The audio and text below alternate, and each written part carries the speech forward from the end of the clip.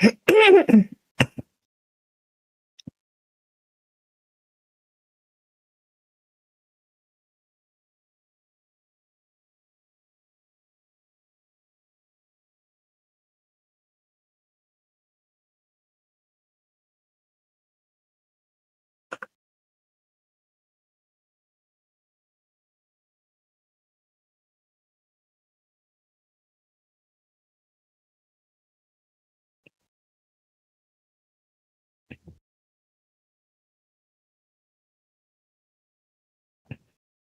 is Sheep Chat not getting me the chat?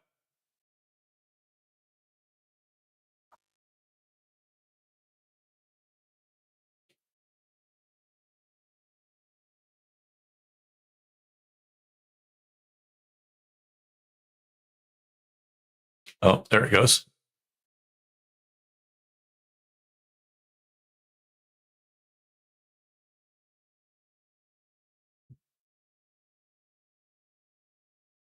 Okay, now what we gotta get is the robot to catch, and we're good.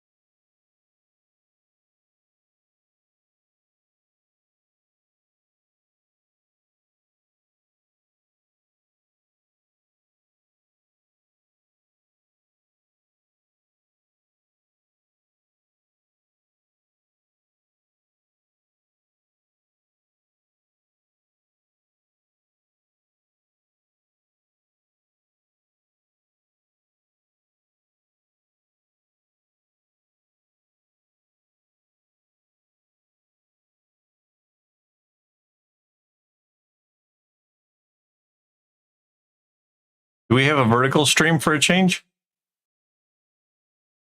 I doubt it.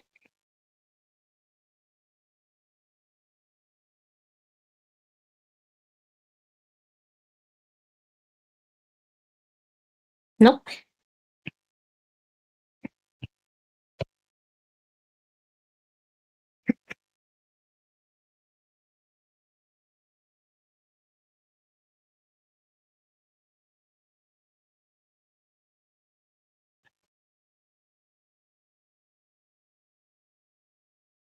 Yeah, Cindy. Hello. Hey, now the bot finally started working. All right.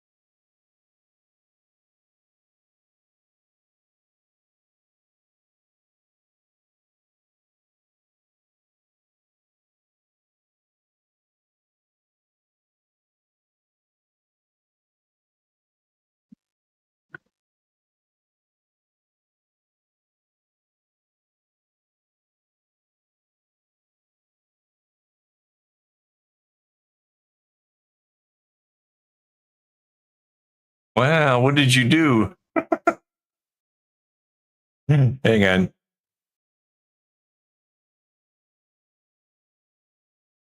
Hello and welcome. This is Kevin, also known as AWOL, and today we're working on this. And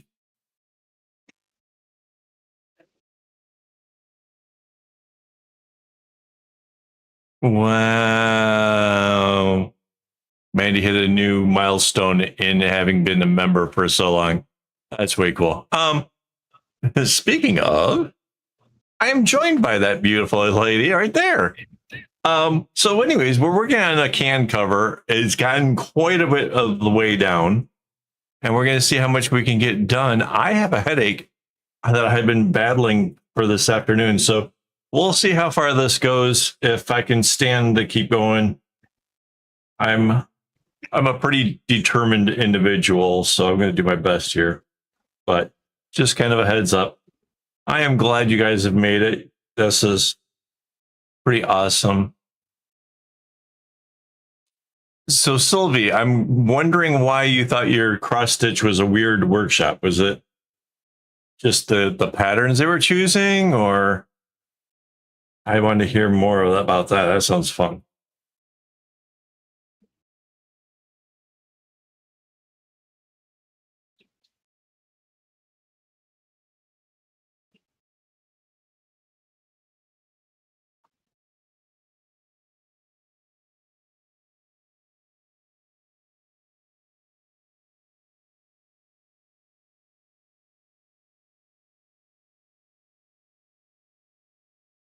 Ah. So all this talk about during the week, what do we do and whatever. I had a real fun outing. I went and celebrated the 1000th video by actually getting outside and making a bracelet, which was really fun. Something I haven't done in a long, long time. And was down at the beach making the bracelet, which was really cool. And I even had squirrels to kick off the whole ADHD thing. Like, oh, squirrel! It was really cool. A lot of bird calls and stuff. It was neat. It was cool. So yeah, we're over 1,000 videos. I think we're over 1,000 streams.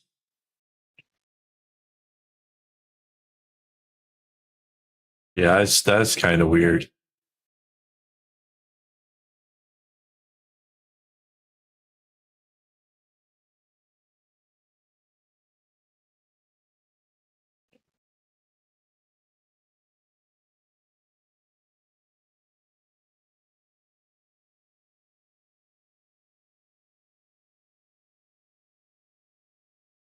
Hey, Minute Craft.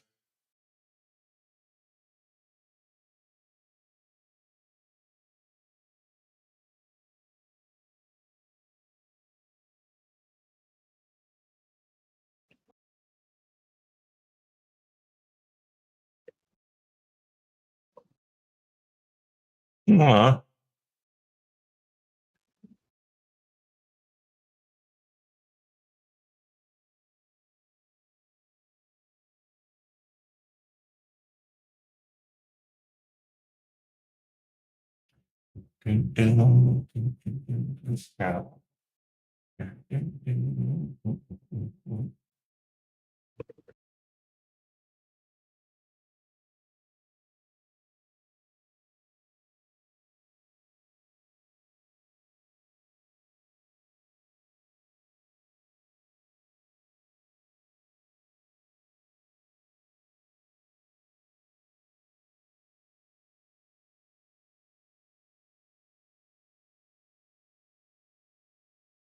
Yeah, I would need somebody to go real slow if I was going to take up crocheting. I've tried messing with it a couple times, and tension just is always too tight. I can't get the hook back through when I come back around.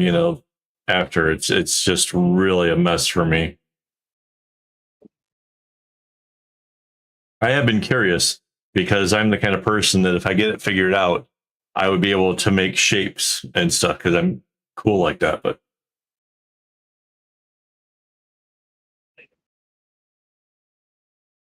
Uh,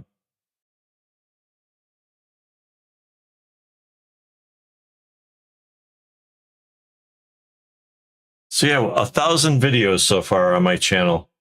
So if you have questions, there's possibly a video out there with the answer for you. The only problem is sometimes some of the answers are not on a video like titled answer to that question. It's on a video where I'm putting together a pattern and I just happen to like babble about something interesting. So uh, hopefully in this next 1,000 videos, I get kind of smart and figure out like what the real gems are, and maybe I make shorts or something with it. I don't know. We'll see how it goes.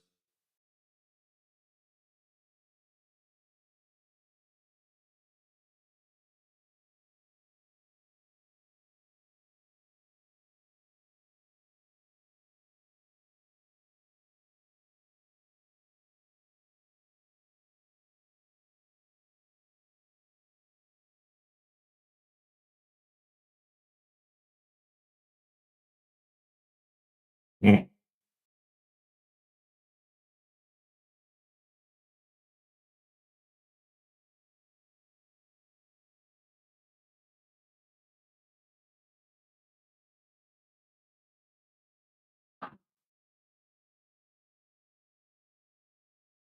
Yeah, it would be really cool if I could find a way to go through the videos and find the bits that are smart.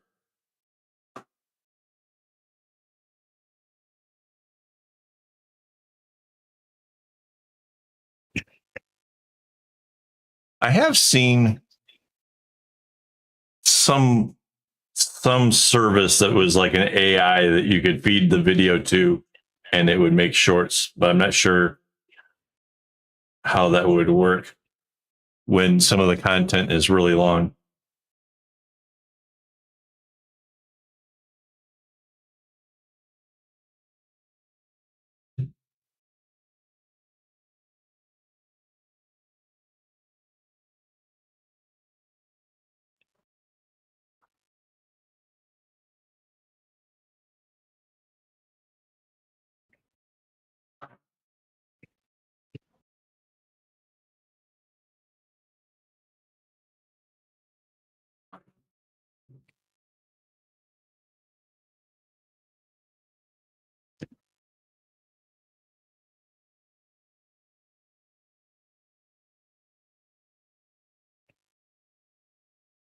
Yeah, well, I ended up doing a video down at the beach. Totally cool. Um, I was using it's it's a cutting board essentially that I thought was the perfect size for doing bracelets. So I took my cutting board down to the beach and went for it. It was totally cool. There's like, because Singapore is like a safe harbor, there was like 50 ships out in the water and there's strong breeze coming in off the sea and it was pretty awesome. And I plan on trying to do some more of that, like getting outside and like showing a little bit more of like what Singapore is like. Um, so I've gotten now a special easel, like a tripod easel that I'm going to try to use to take out and try going to some other places. I think it's mostly going to be parks and stuff because we have a lot of parks here. And I don't want to get in trouble for like uh, filming buildings or things that might get my self copyright striked on the YouTube. So I got to be cautious about that.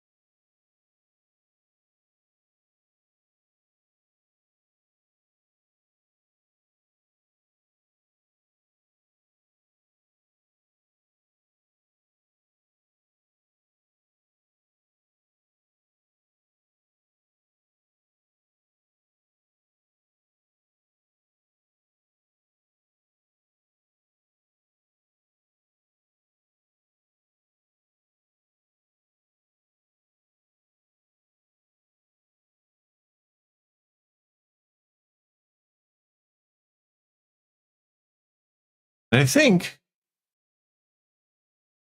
think we're over 1,000 live streams as well. I'm not 100% on that. I think.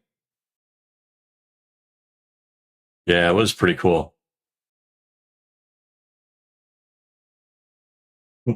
It kind of went back to like, so in my early days of making bracelets, like after like the initial making the chevrons and starting to actually make patterns, I would take a clipboard with me down to Hart Plaza, which is like this great big place where like they put on, you know, events and stuff in a like downtown Detroit area, like right on the river. And you go down there with the clipboard and a duffel bag and a bunch of string and stuff. And I would make bracelets in front of where like people could come over and watch what I was doing. And I figured like if people saw how much work goes into it, they might be more inclined to actually understand why I wanted like $5 for a bracelet or whatever at the time. And so, yeah, I actually got a lot of people that would come by and be like, wow, you're making this stuff. Like, do you have a business or something? Like, no, just this. And I sell the bracelets on the spot. It was a lot of fun. The culture here in Singapore, though, is they may look over your shoulder and try to see what you're doing, but they won't ask questions. They certainly won't ask if you're selling them or anything else. They're way too, you know, you don't talk to strangers. Like they actually took that really seriously.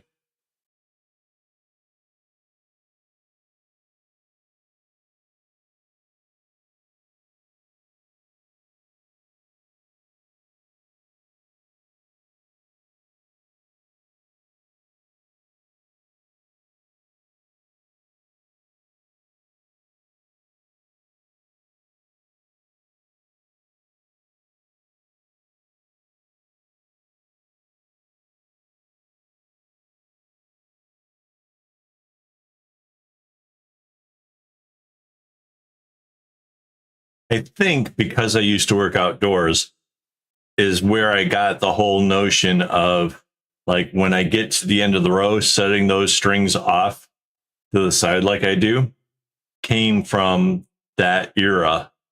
And what it basically boiled down to was the wind blowing the strings around. But if I take these and just set them, I'm not going to use them again for a while, setting them off to the side with the others. And then when I get over here, I only need to like worry about this one string not being tangled. And it was that kind of like being in the wind and trying to still be able to knot in a timely fashion or whatever. I think that's where a lot of the tricks that I use that make me faster. Like a lot of people ask, like, how do I not get all my strings tangled up at the end? And I think it's really because of the way that I treat them. Because they're all in a big group, they're not getting really tangled. They're been carefully placed together. And then when it comes time to use them again, it's easy to ungroup it from that big pile. So that's kind of a thing.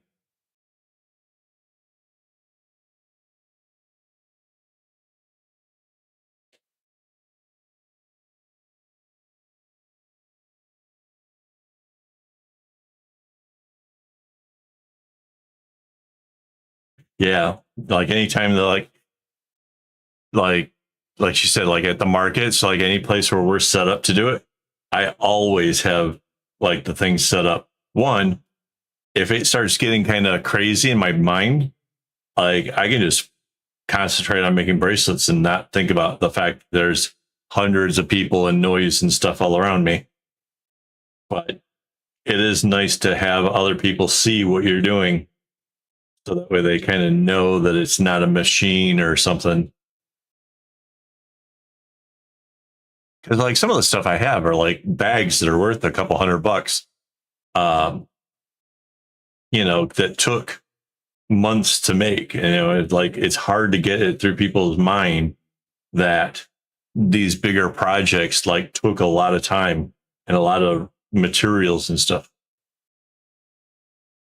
Yeah.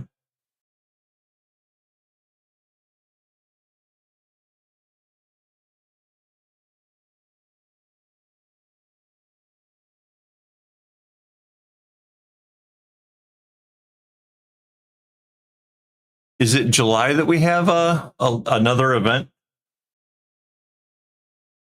Yep, It is, today. right? It's yeah. So there's going to be a weekend in July that I won't be here on a Saturday because I will be down in the city area with probably the same easel here and a big a big crazy thing with all the bracelets. Like it's really hard to describe like the setup that we have and all the bracelets that go on it.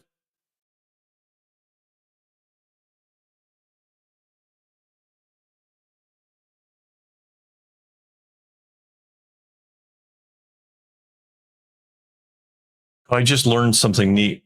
Um, so I've got my wife got me these things because the ADHD and it's just a squishy toy or whatever. Apparently in the US, whenever these things hit the shelves, people are like rushing in there, buying them all up and making it so that way the only place to find them is like on eBay or something. I have no idea. I didn't even know that was a crazy thing like that. But yeah, it's I've got one. I didn't have to pay the extra to get it.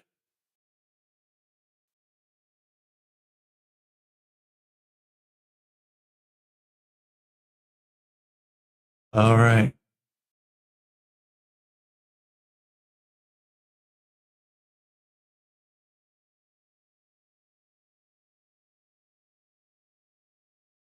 Welcome back, my new craft.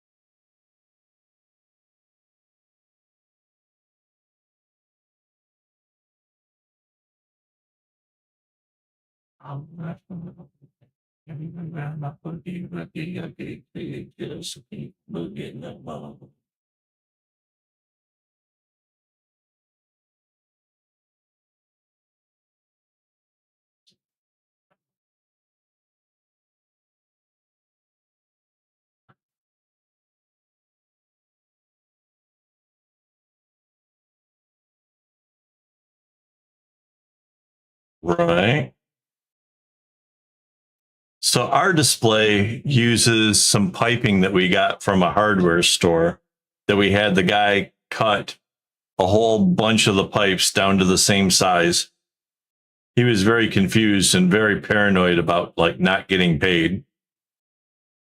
Um, and then we have them like anchored to this like metal grid work that with like little hooks and stuff. So it's really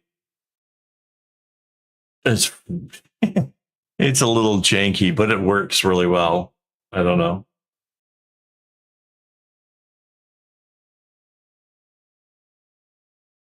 Yeah, if you look at our Instagram, you can probably find them. It didn't look too bad. Although I am considering trying to find um, some kind of felt, like the sticky felt, to put onto the tubes to make them prettier.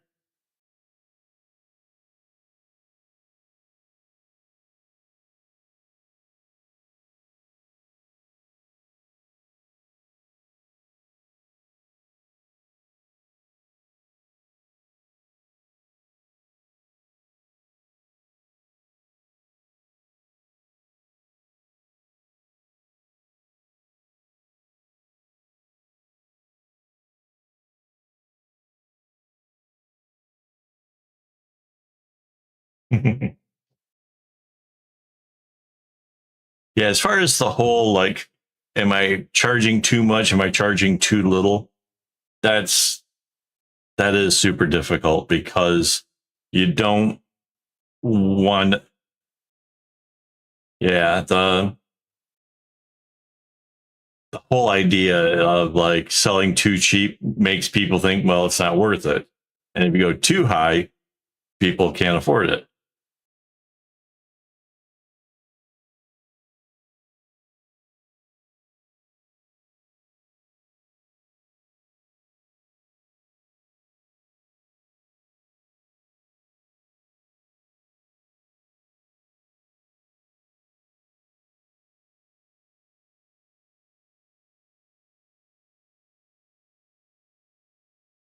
All right, time to give this thing a spin again.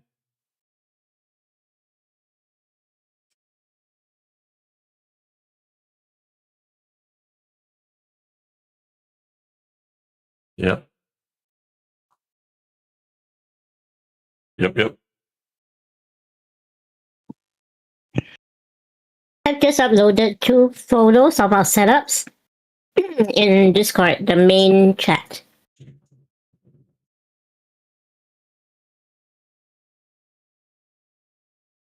So you guys can go look at that one.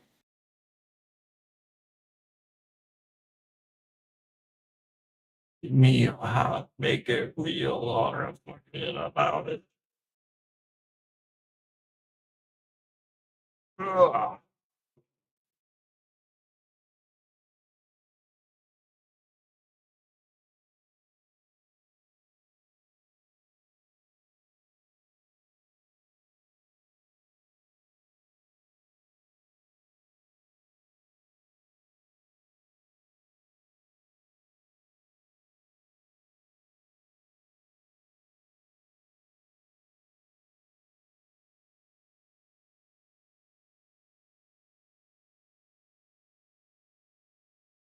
Ooh, bring along a tripod and set up a camera to watch us unpack.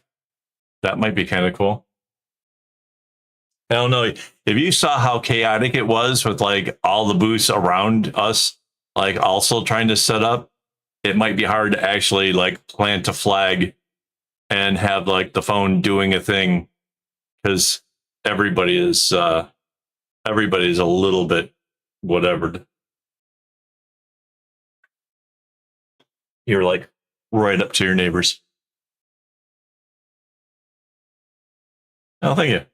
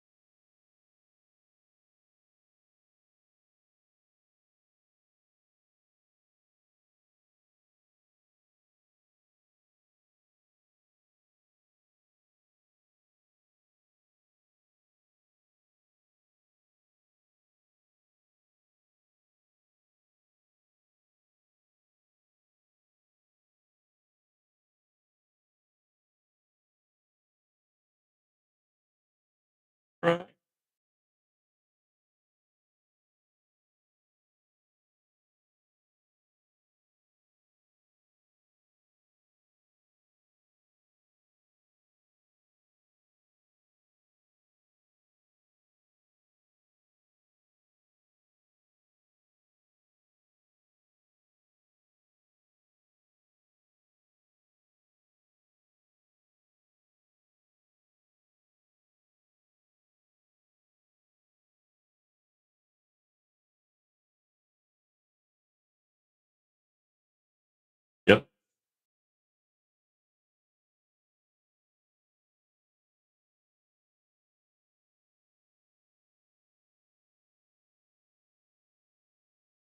We had a guy come by the booth and he noticed that my t-shirt said D's Knots. And he just thought that was hilarious. And so I had to show him the video from Halloween that kind of kicked that whole thing off. And he was just like, he was laughing and having fun. Like he was leaving without having a souvenir. And like that can sometimes just the silliest interactions with them, the public can lead to a sale just because, they make a connection. So you never really know. But like he also left an impression on me.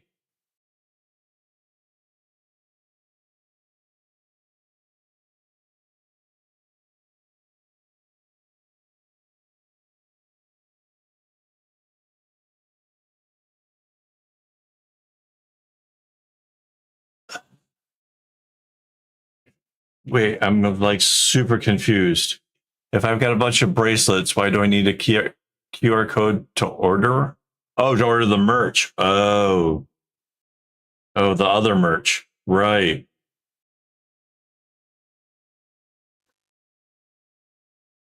Gotcha. The stickers and stuff. Yeah, that makes sense. I want to make more stickers.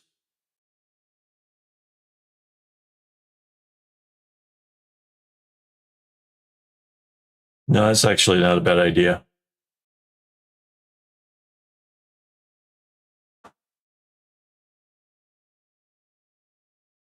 You have to excuse the headache is making my ability to think kind of cloudy.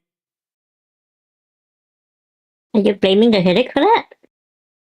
I don't know. Seems like it might be the fault. Right.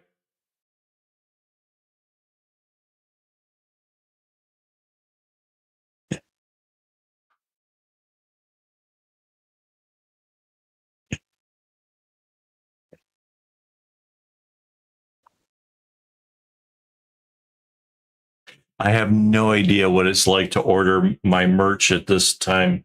The last time we ordered merch, there wasn't tariffs. I have no idea if like Singapore is retaliating or not, or extra shipping, or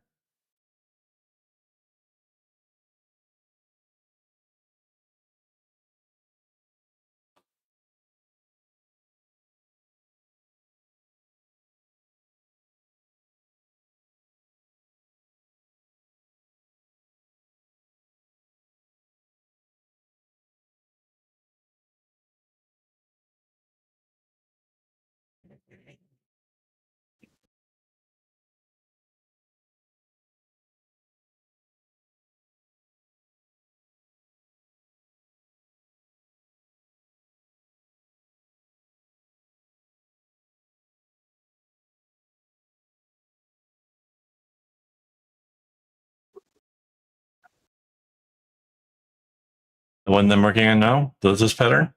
Yeah, it's kind of fun.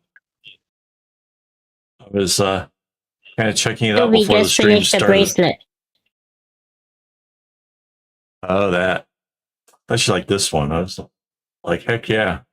I was admiring this earlier. The way this goes from 2, 3, 4, 5, and now 6, it really is striking from a distance. Really excited. Good, good.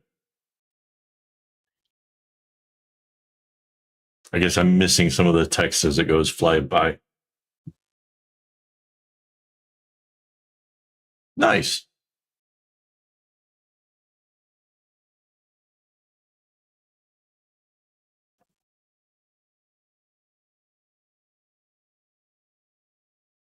Right on.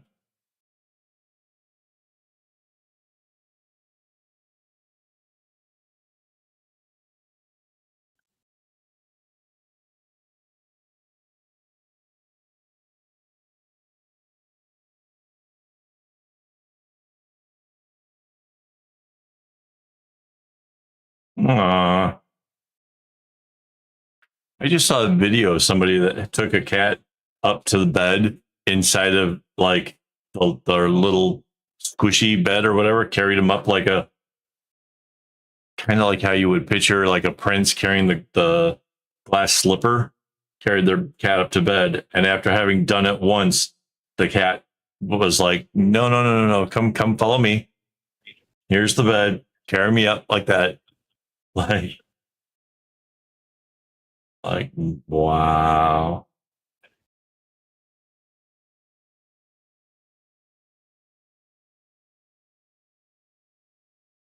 It was cute, but I would be really annoyed by a cat that demanded to be carried in its bed up to the bed.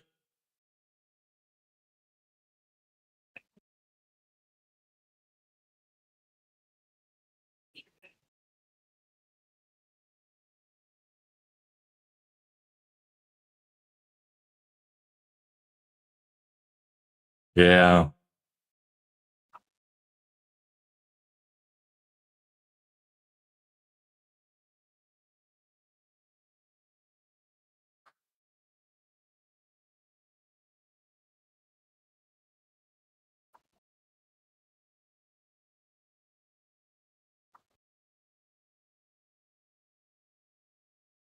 Aw, that's kind of awesome.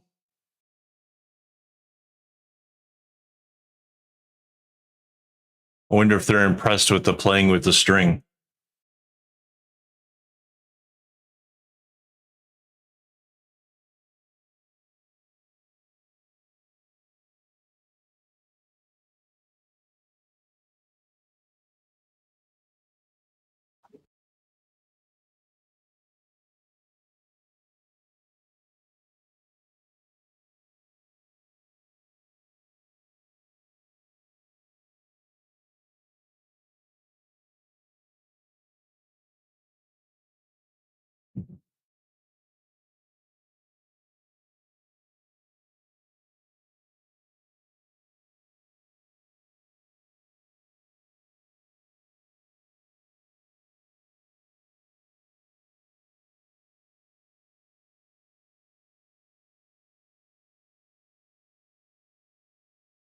Oh, my new craft. Did you see that I came up with the initials to put on the other side of the bag thing like I have?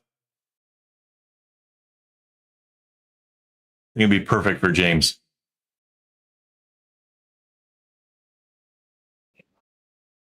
Um, I think I tossed it out there a while ago. I think the one for James that would be really cool would be, yeah, but it kind of was one of the where things are flying by. FAFO could be on the other side, which I think Yeah, they responded is to it. awesome. Oh, did they? Yes. Okay, so I was the one that missed the thing. What they said?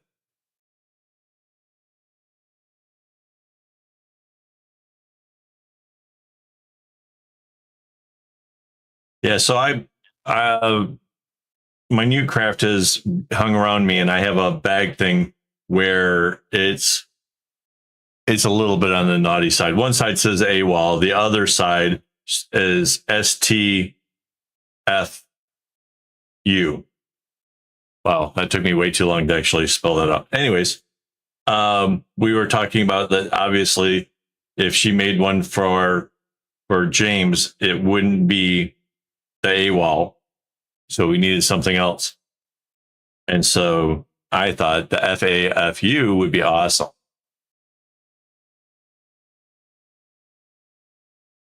Yeah, I've got this. Wait, is it easy to is it put on? How to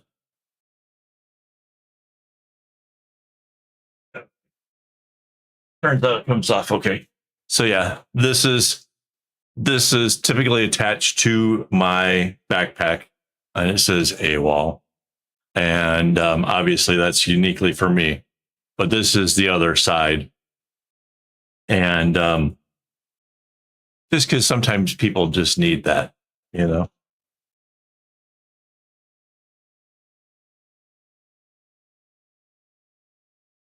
Yeah.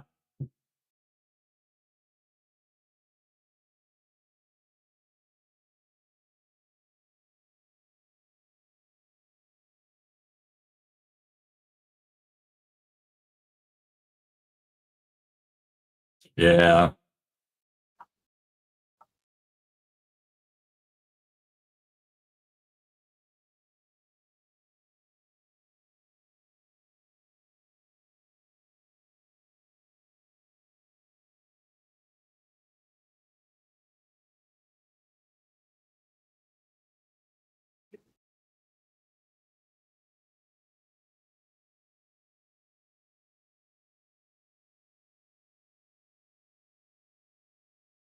Okay. You have a good one.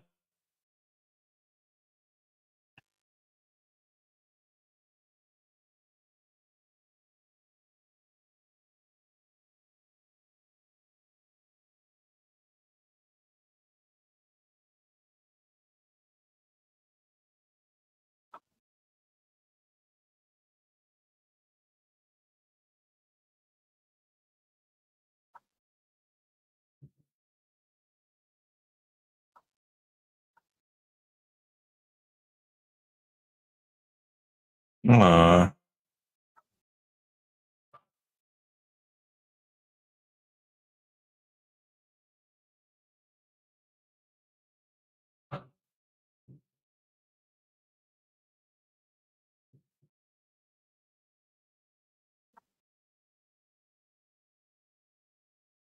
Good night, Manuscript.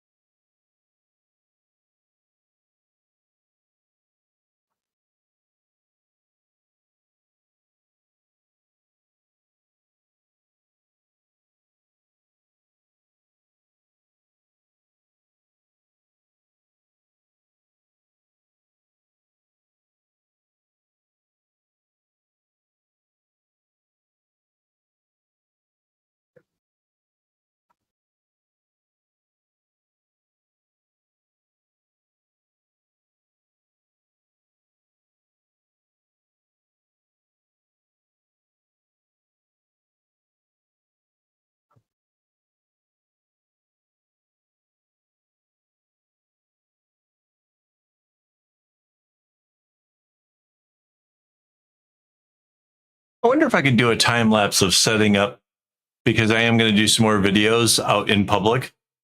If I could do like a quick video of me setting up for that and how I would do it.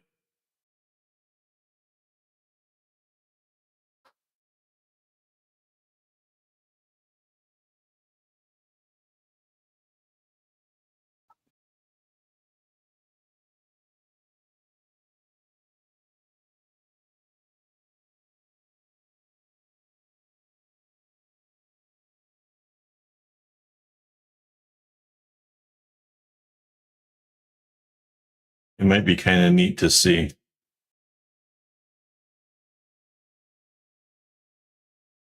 Oh, the other interesting thing I learned about going out and doing it in public is that somehow or another, my keister cannot sit on concrete benches for all that long.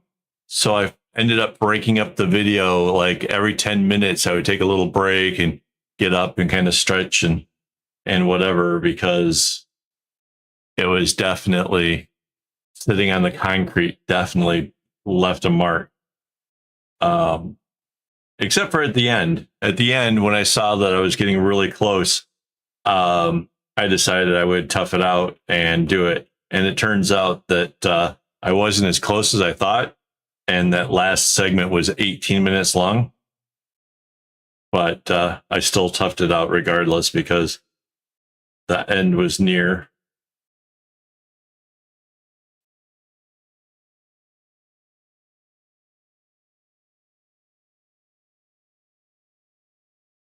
Yeah.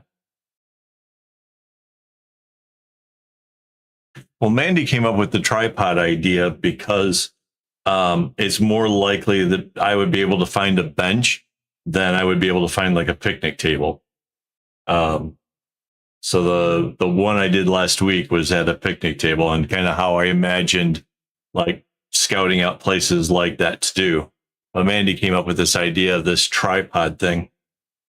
So it's almost all figured out. I just need to get a different board to prop up in there for the clips and stuff, because it's just yeah. Yeah, once you guys see it, I'll be able to explain it better.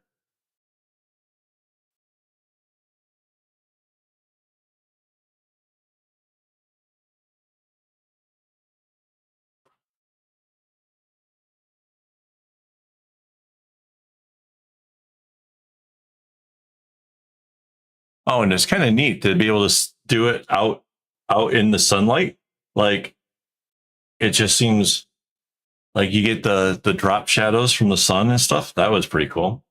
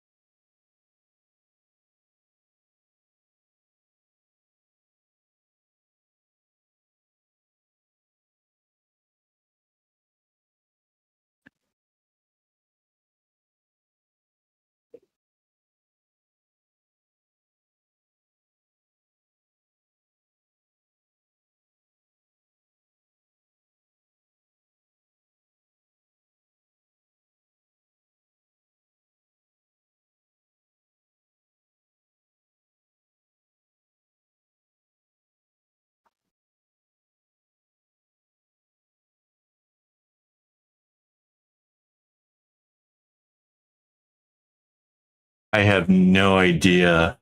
It costs a bunch to submit. If you think that you have a Guinness record, um, you have to pay them like $1,000 or something crazy like that, 1,200 maybe, um, to have them come out and tell you whether or not you actually do have a record. It's pretty crazy. I don't. I wanted to because I have the big wall hanging. It's 1.6 meters wide by 0.6 meters tall, which I think is the largest anything bracelet related, you know, hanging on my wall.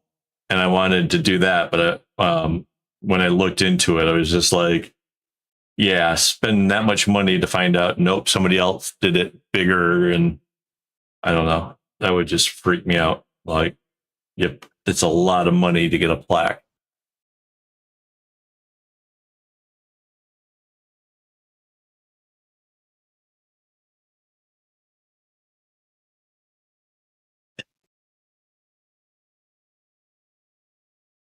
But I would love to be in the Guinness Book of Records. I think that would be awesome.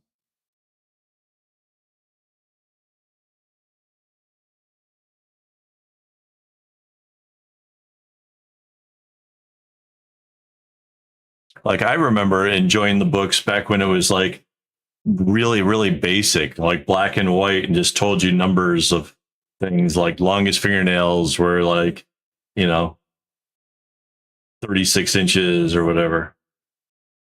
Now they're like big color printed books that are gorgeous.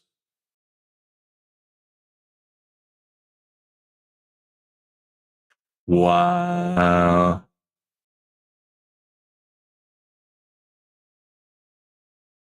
That's not exactly something you want to share with your grandkids. Well, you know, kids, I got in the Guinness Book World Record eating ketchup, and like, no.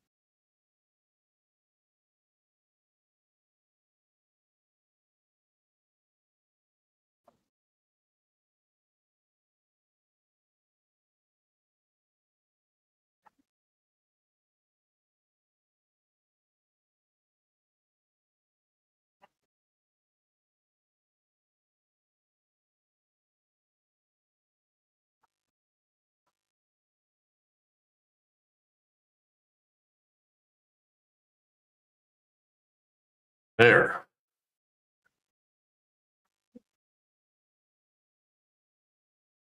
Okay, so 1, 2, 3, 4, 5, 6.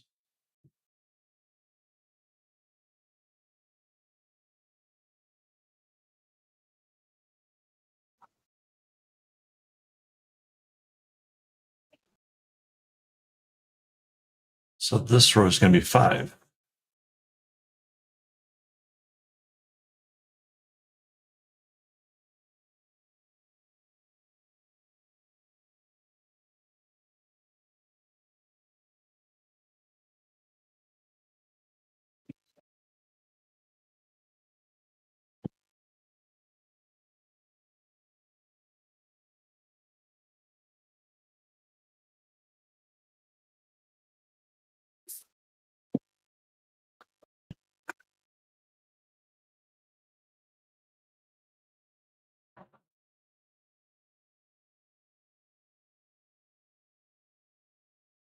All right.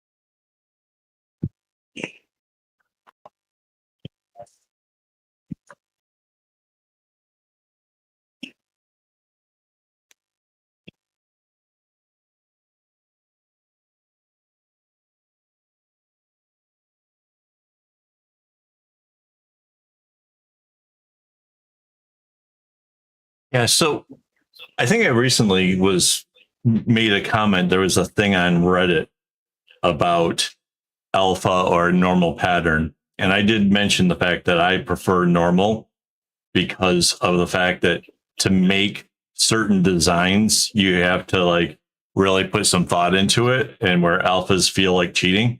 And I still, for me personally, I still believe in it, but I don't think that accounts for like how much effort it takes to do something alpha. Like I did an alpha bracelet bag that turned out pretty cool. And it feels like it takes so much longer because with a regular tying knots, you have segmenting and you can feel like, okay, so I've gotten this segment done. And for me, with my ADHD, that's a little bit of dopamine. Every time I hit a little, you know, accomplish this, accomplish, something. There's that little key bit of dopamine to help me feel like I've made an accomplishment. And I don't know that necessarily there's the same triggers involved for an alpha. So in some ways, it might actually be harder to do the alphas because you're not getting that reward system. You may only get the reward at the end of the whole bracelet or bookmark or whatever it is you're making. Um, but yeah, for me, like if I want to spell something like how I spelled this in here, I have to really, um, I really have to work hard to try to get the stuff to work out the right way and work out the pattern. But that's not to say that the other isn't easy. In the order, right. Yeah, it's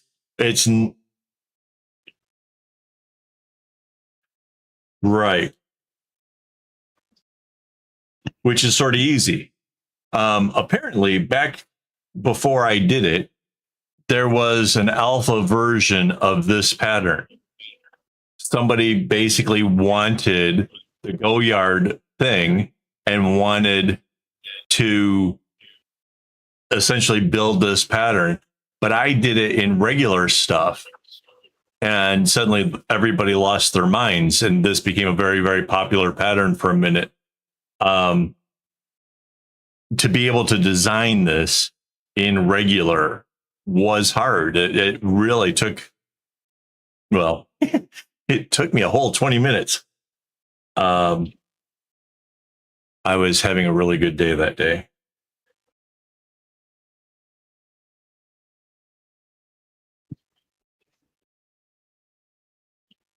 And by having a good day, I have manic.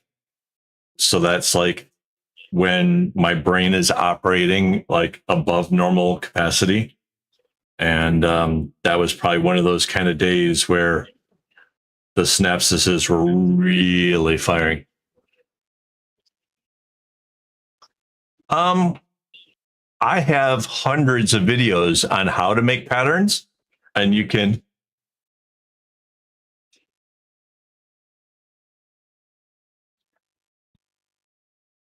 Right. Yes. So, Sylvie, I have countless videos that show how I basically make the patterns and how I make sure that the underlying strings are going where they're supposed to go, and how to build out patterns based on either a photo or an existing pattern, and how to modify it. Like, that's a big part of my channel. Right on. There's even the graph paper over on my website that makes it easy.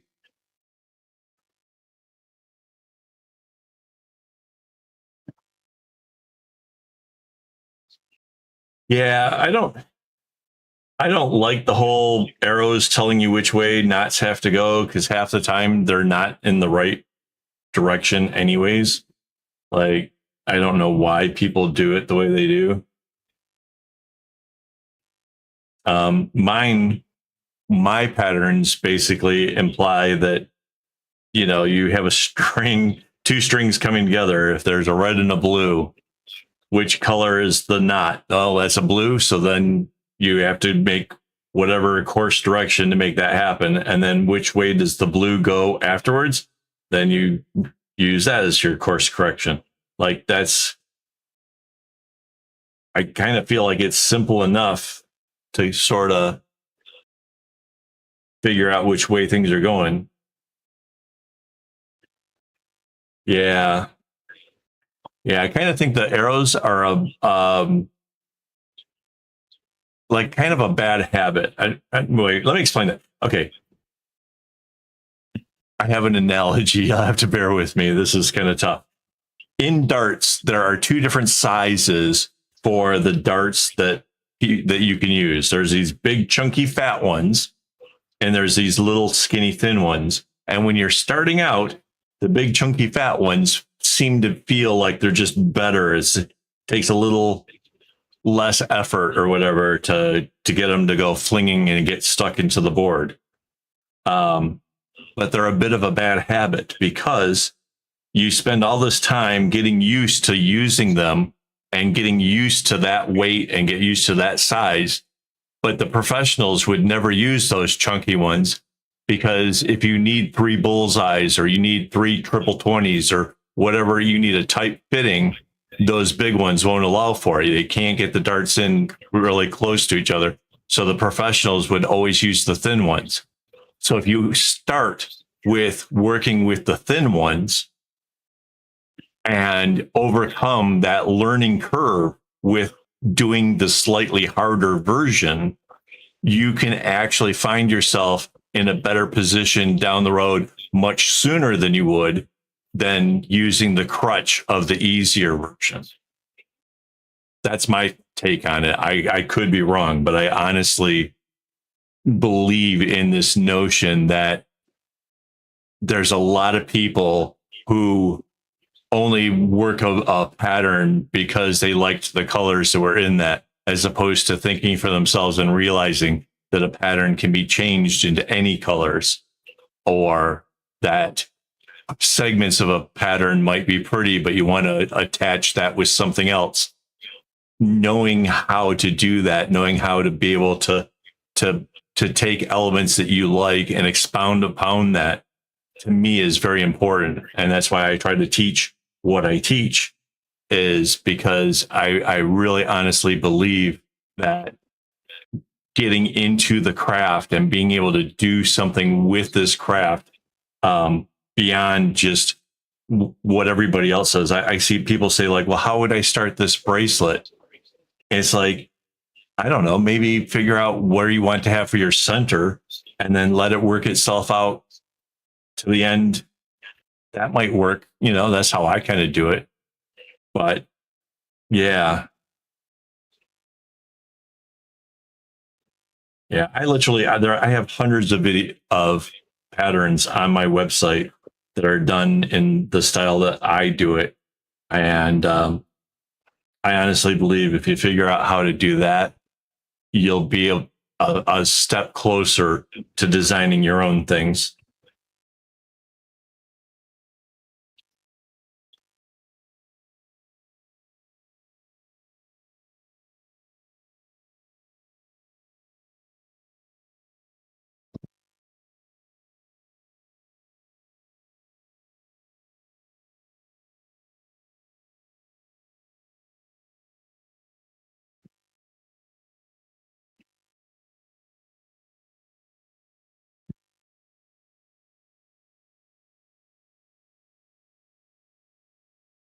Oh, and yes, I do shoot with skinny darts because I, at one point, was actually pretty good at it.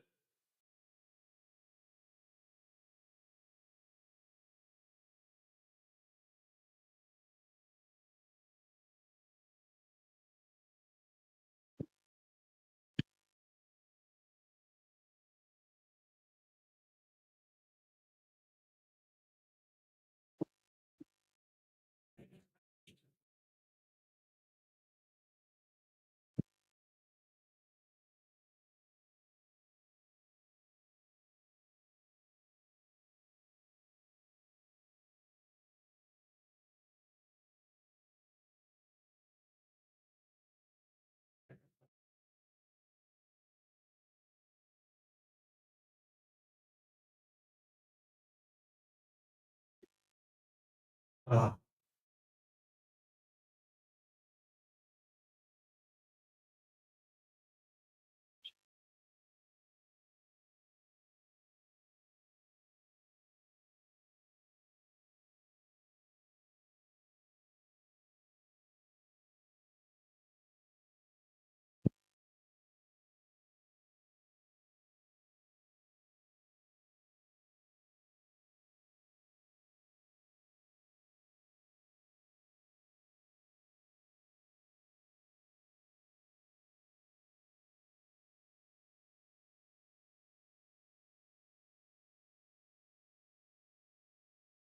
Thank you.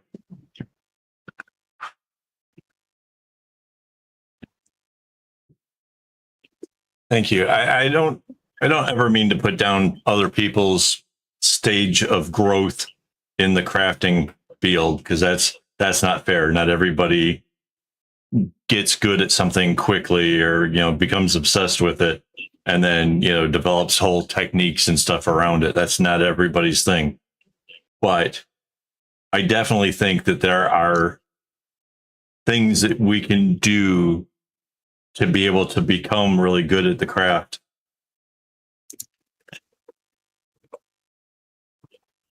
And part of that is finding what you enjoy. Like if you really love alpha patterns and that's your vibe, then you should be rocking them. Like, absolutely. Just because I have ADHD and it makes it harder for me to be able to sit and, not get that whole, like, getting across a row didn't feel like a big accomplishment. It's sort of a,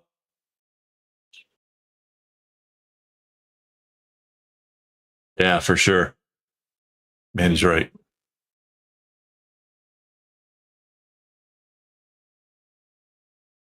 Yeah, absolutely. Enjoy what you do above all.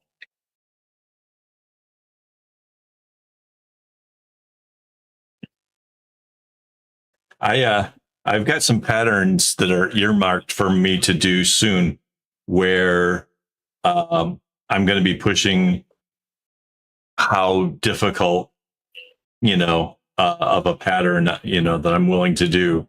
They're not really big bracelets. They're not like 36 strings or anything crazy, but uh, I can definitely recognize a pattern that I can't memorize, just taking a glance and just know like, okay, that's going to be harder. So I've got some of that kind of stuff coming up.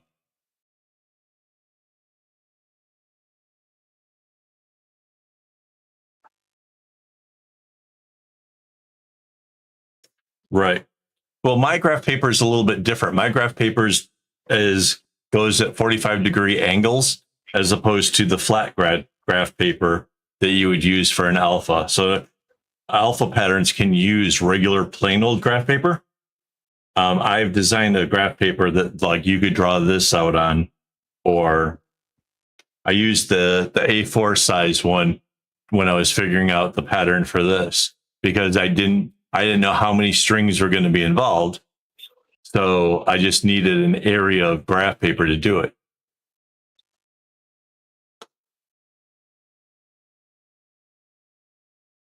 Oh yeah. Oh yeah. There's 36 is, well, yeah. I mean, I think this is either 24 or 30. It's still a thing.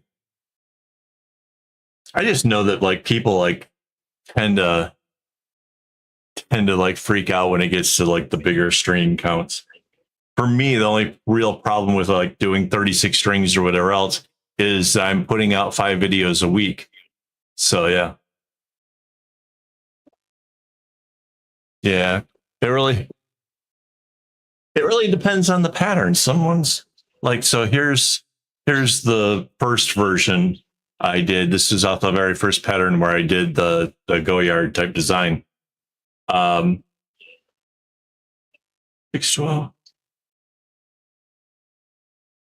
This is 8 colors, 8, 16. This is 32. I did that one. This is probably more than 32. Yeah.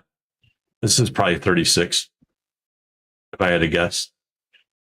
That's pretty. And then this one, I should know this. 2, 3, 4, 5, 6, 7, 8, 9, 18. Yeah, this is like 32. Yeah, I saw that. I saw that. Not to be competitive, but the this orange one, yeah, that was a crazy one. Um,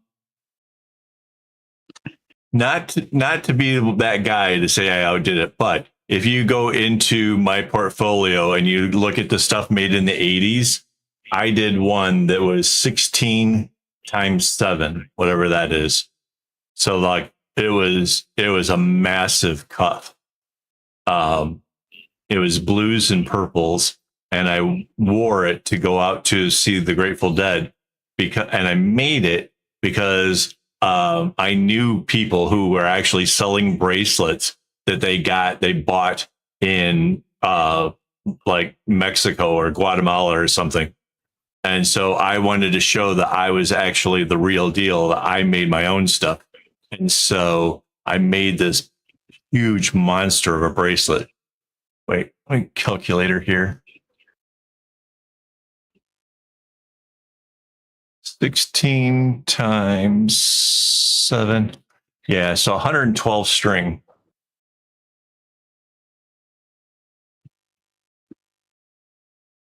Yeah. So I'm like in a tropic place, so it'd be a lot. But that said, they tend, because of body heat, you tend to dry out quickly. So I used to dab my forehead with mine, and to get, on a hot summer day or whatever. Also, funny note, our friends had a kitten who was just absolutely covered in fleas. It was so badly, and like you're not supposed to give them the bath if they're like too young, but like we had to do something, and we went to go put the cat into the bathtub, and the kitten jumped up and latched on, well, like all four paws latched into my cuff, and so it was hanging upside down, and I was able to just scrub, scrub, scrub, dunk, dunk, dunk, and it worked out really, really cool. Like, you know, hey Rainbow, and hello. I have no. It's like laundry with a C. How do you say that? Just go with the first four letters. Shiv. Yes. Shiv.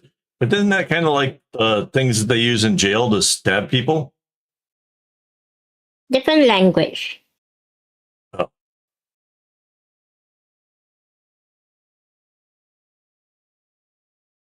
Oh. So yeah, the kitten jumped up, got latched in, got his claws latched into my bracelet, and kept me from getting all scratched up. I was able to dunk it in the water without like taking any personal damage because my bracelet was so big.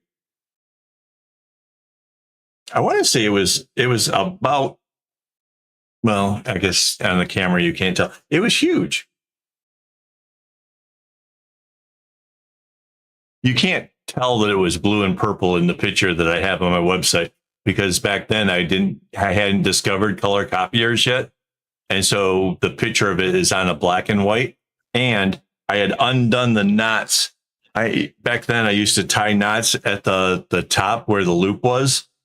I had untied it because I was going to try to get somebody to stitch it onto a piece of leather so that way I would be able to like take it on and off, but that never happened. It ended up going into a frame that displayed like my earliest works.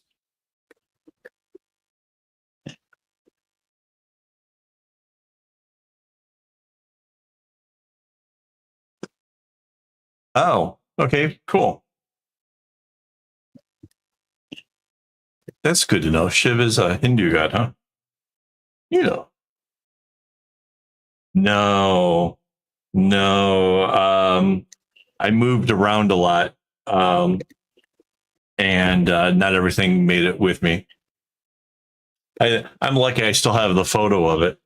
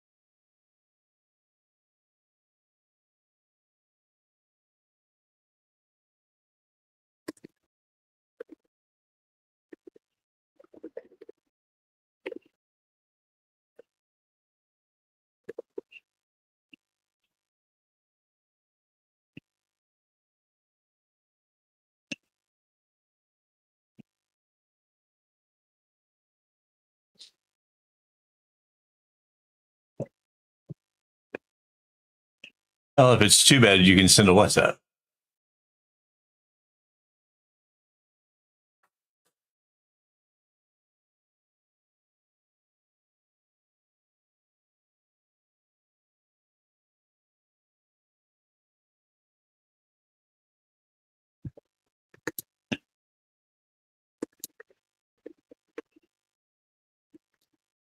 Whoa.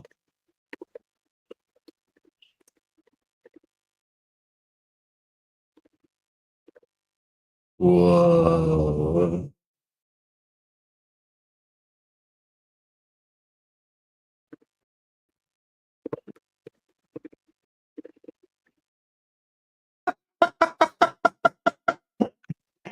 Old? I don't know. What are you talking about?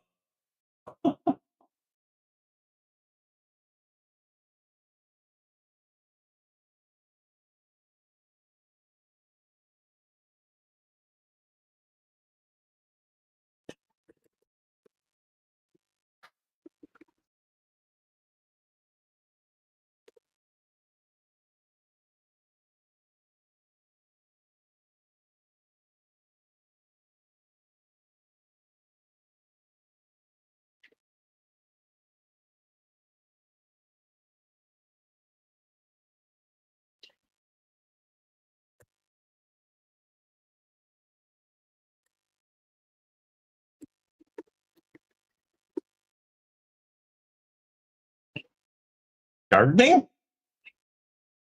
Yeah. We're both like immediately like, what? Gardening? Yeah, aren't you in an apartment up like not exactly on ground level? Like, how is that?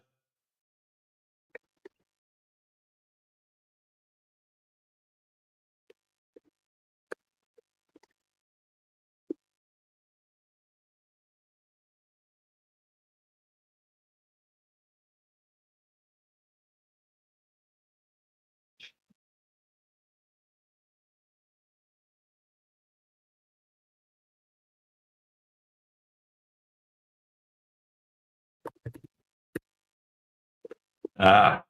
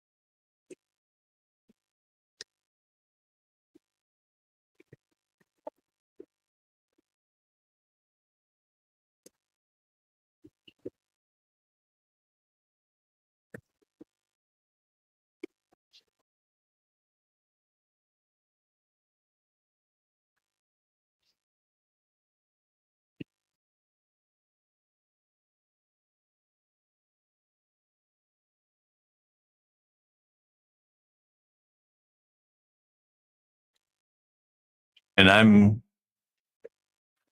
on uh acetaminophen. Which do you think I can take some more now? It's a little early, but that shouldn't kill me, right? I'm sure it was 8. and not after 8. No, I don't. I think it was at least before 8 or before. Okay. Pretty please.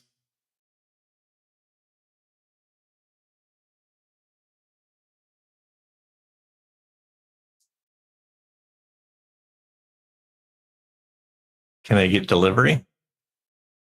Oh, you don't have any over there? Oh wait, maybe I do. I I forget. thought you No, did. No? I do.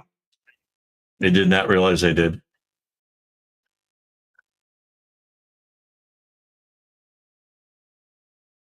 If I had known it, I would have just taken it. I wouldn't have said a word.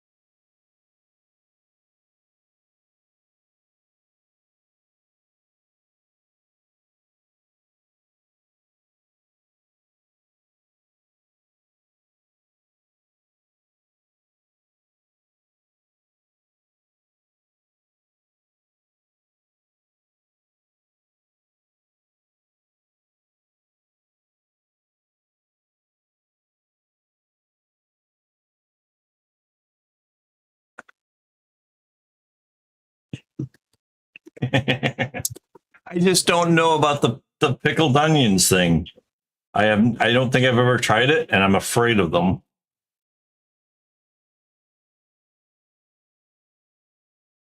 I like onions in general.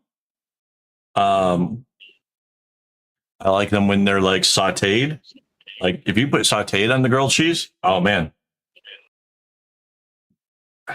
I would say you'll be fine with the pickled onions.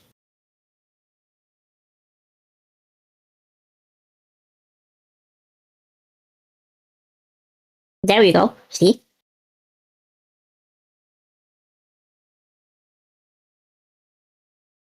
You had him in jalapenos. I've never had pickled jalapenos. Have I? Yes, you have. Really? Where? When? What? Why? All the questions. This is when you eat too fast, you don't taste anything. Yeah, but when When we go to nice burger places, they have pickled jalapenos on it? yeah.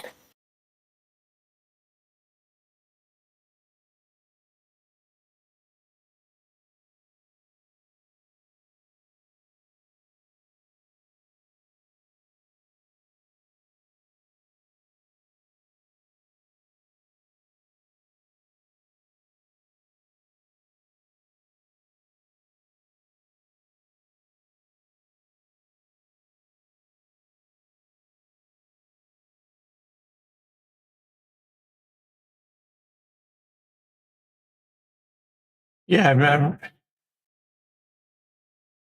I barely do pickled pickles.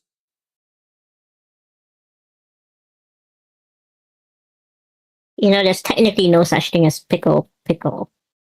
Yeah, I know.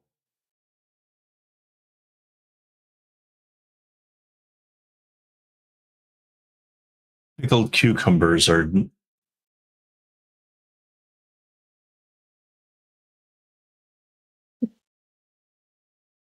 I believe they're called gherkins at that point. There's. Well, no, almost all of the regular pickles, even the little tiny sweet ones, those were like cucumbers that weren't allowed to grow. I know, and then those are called gherkins at that point. Okay, so what are the big monster ones? Cucumbers. The cucumbers that are pickled. What? Pickled cucumbers. They just say pickles Pickled on the onions jar. onions that are pickled onions. So are they pickled with the same stuff? It's not pickled with dill, right? Vinegar mostly, and whatever other stuff you want to put in it. Yeah, I'm not doing pickled herrings. I only like square fish.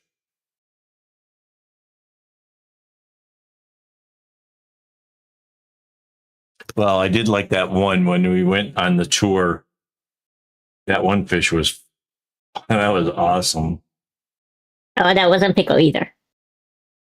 No. What was that? Deep fried fish? Yes. Whatever it was, they ended up having to buy more because I about destroyed that whole platter.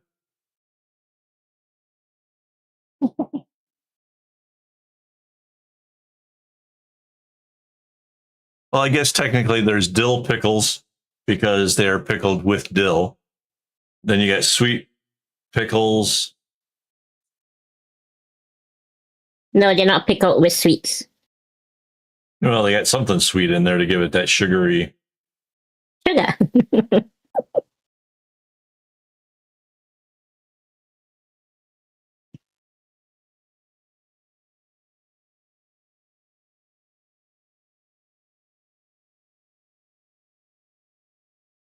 Yeah, I'm just not. Pickled herring sounds frightening.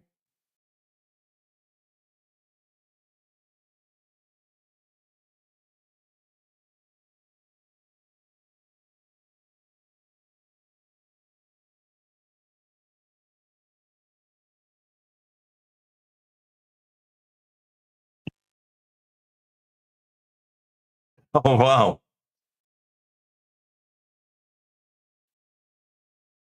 That's awesome. The swimming one, huh? That's awesome. Like most pickles.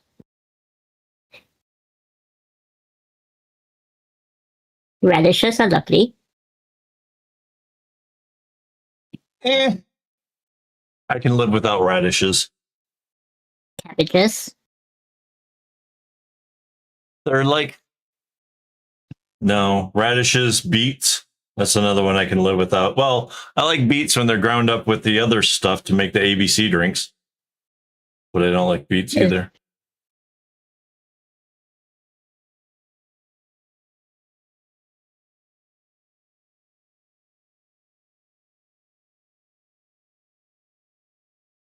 This The fact that I thread can eat start the same. with grilled cheese and end up about pickles.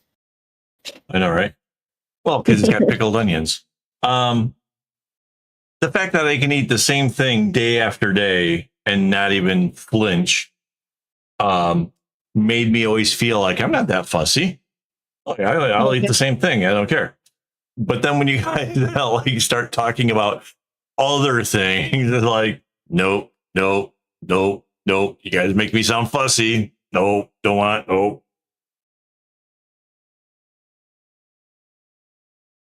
No. We have the complete opposite kind of fussy, you and I.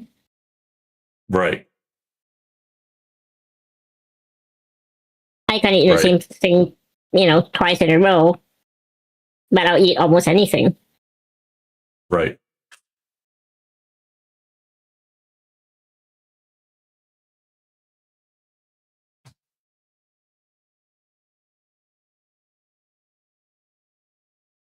How long is this thing, anyways? We're just about to the 11 cm.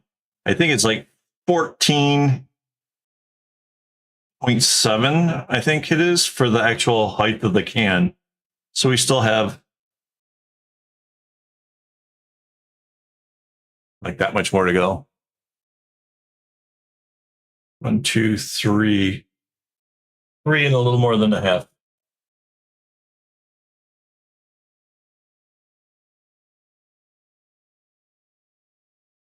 Yeah. Yeah, I've got ADHD. I can, like Yeah, my ADHD is like it's not even a HD. It's a full 4K.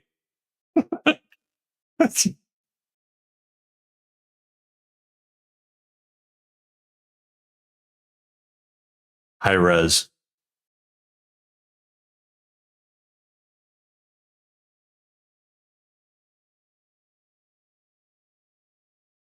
I feel for my parents. You can't imagine this. Like when I was a kid, I would only eat like peanut butter and jelly sandwiches. Like half the meals that they cooked, I just wanted nothing to do with it. And peanut butter and honey was my thing. And I remember these boxes that they would get with I don't know what the quart maybe big bottles that had like the airtight seal and stuff. They get these really big jars of honey in a box that would hold like 8 or 10 of these great big bottles. And I was like blowing through this stuff like I just wanted peanut butter and honey. I'd have to fill up my little honey bear and then I could make the sandwiches myself. And like when I discovered that you could do a triple layer, oh man, all bets are off. You put the peanut butter down, you put some honey on that, slap on a piece of bread, put some peanut butter on that, slap some honey on that, another piece of bread. And I was eat like 2 of these things for lunch. Like I was like burning out so many calories. Like the stuff that I was eating was kind of ridiculous, but I would have like 2 of these big, 3 piece of bread sandwiches just for a lunchtime, and then occasionally had to have the same thing for dinner because I just wouldn't eat anything else.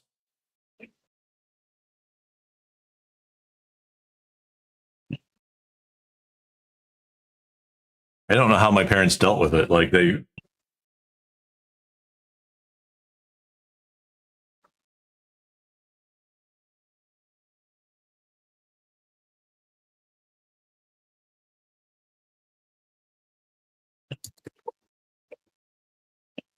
yeah, that's my thing. My big gripe about the squid. I don't like the tentacles. They're rubbery and it's just no. I don't want. That's I don't. I don't do squid mostly because of how it feels.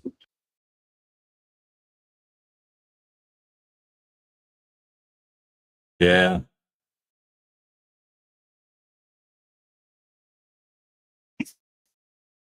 Yeah, I just recently had Mandy get me some peanut butter and jelly, and I got to tell you, man, it was like, ah, this stuff's awesome. Like, why did I ever go? Why did I ever leave one of my first loves? Stuff's wickedly good.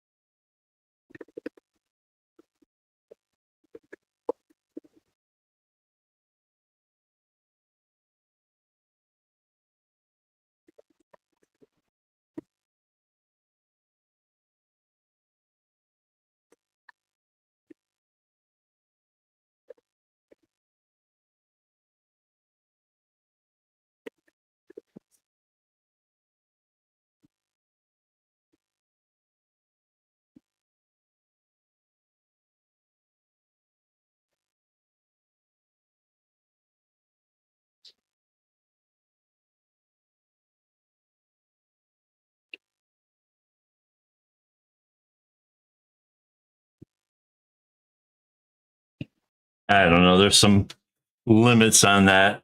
I don't like chicken liver or beef liver. I don't like liver, period.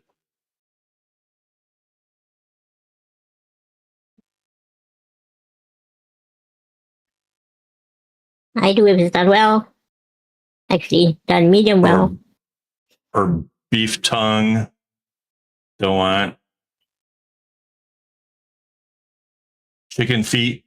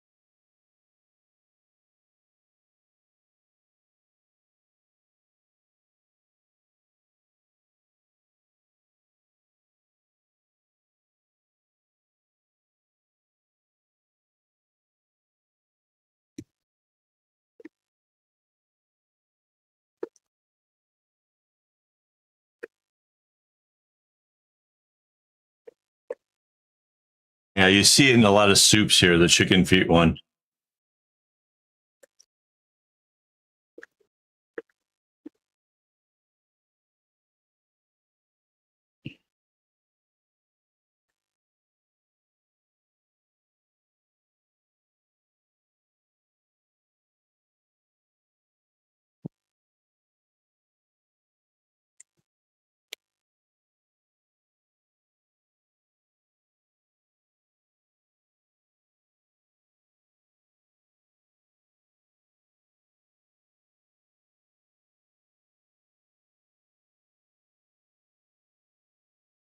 That sounds like a good rule.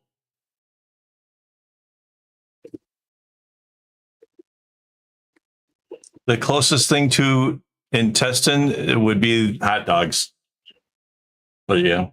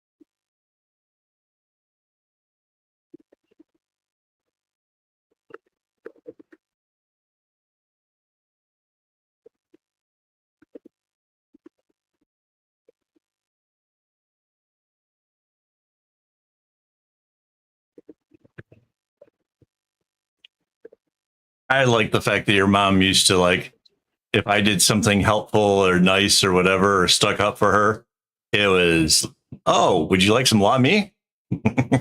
Like that time I defended her against dad. Dad was calling her names and stuff, and I got upset. Yeah, we had la me after that.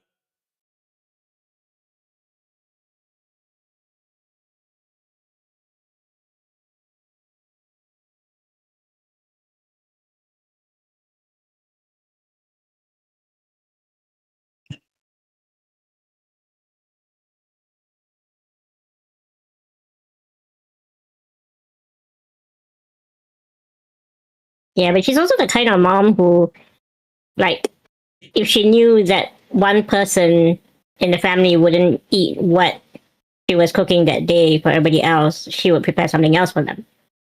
So, Yes. you know, she So never forced you to eat something you didn't like. So she would say I didn't know how to eat it, and then she'd make me popcorn chicken.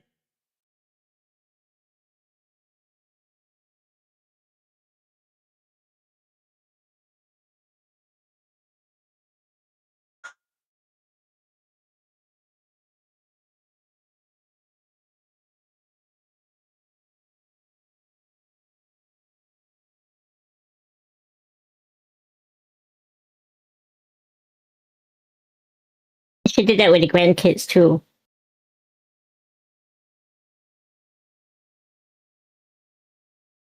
Like for them, a Well, lot of there the time was was when she was cooking something spicy, and you know, if they were little and hadn't learned how to eat spicy yet, then right.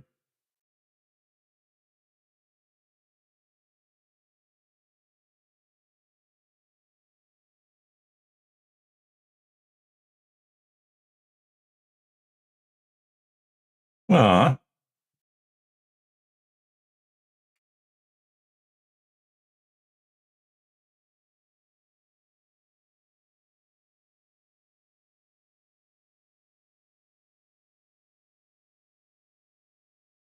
Isn't goulash from Hungary? It's yeah. If you've had a good goulash, then kudos.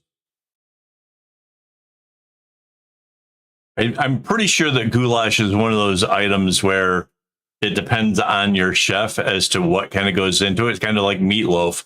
There's a general guideline as to it's within these boundaries to call it the thing. But my mom used to do a Hungarian goulash that was I think absolutely out of this world. every culture has something like that, Yeah, it's where to it's about use up the leftovers and leftovers. they use up what's in the fridge kind of thing. Yep.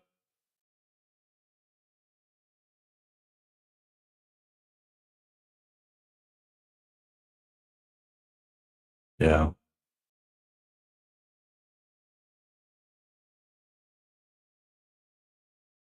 But yeah, I could go for some goulash. When done right, that's just the absolute. Mm. But I don't know how to make like small portions. Like if we were making it, it would just be like me and Mandy and maybe one more. So, but like most of like when we were making it as when I was a kid, it was for a family of four, but with a boy that probably ate for at least two or three people. I'm telling you guys, man, I used to put away some food when I was young. Yeah.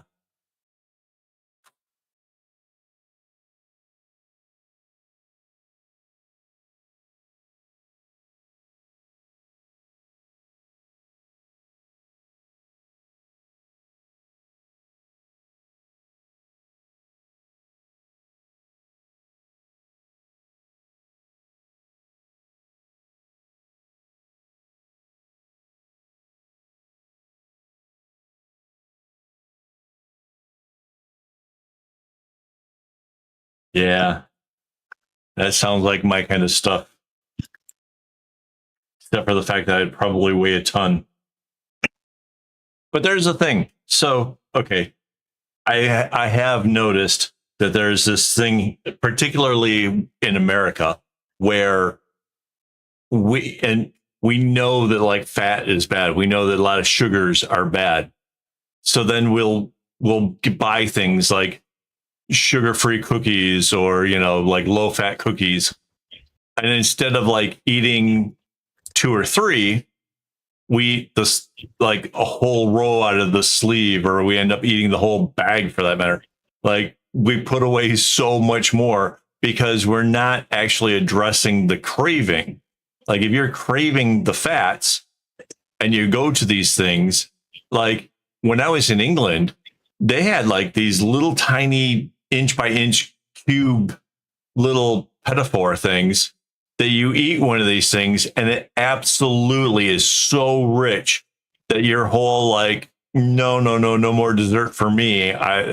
That thing knocked it out of the park already. I'm done. So it's sort of, I don't know, like a fattier meal might mean eating a smaller proportion. So maybe I wouldn't get fat from it. Maybe I would be a little bit more reasonable or something. I don't know. It's a possibility. I think though that like certain times like we crave stuff and we'll eat until we get it.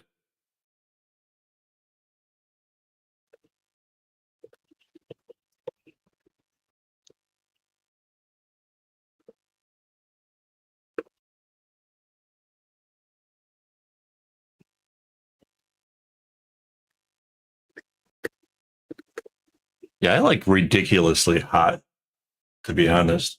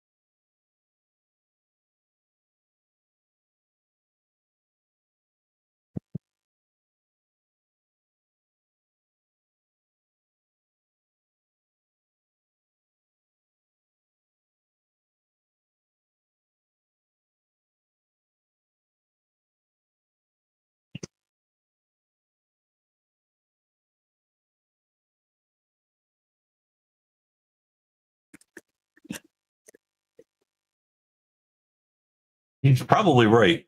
Having having lots of spice, being able to differentiate like different flavors and bring out whatever. Yeah, I'm totally down with that. That's awesome.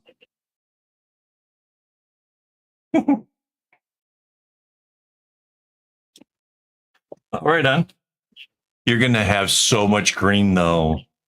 Oh, I should have told you. Well, okay. Check this out. There's this thing that you can do. Um, hang on, I'm gonna have to like get into the airplane trolley to show you this. One second, let me finish this row.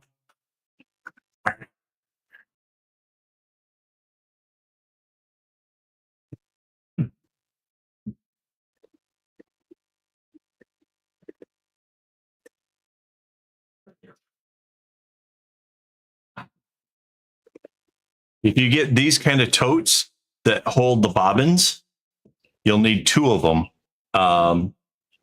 Obviously, I wouldn't know where you buy them there. If you then take a quarter of each string and you wrap it around these little things, you can put. Can you see the number?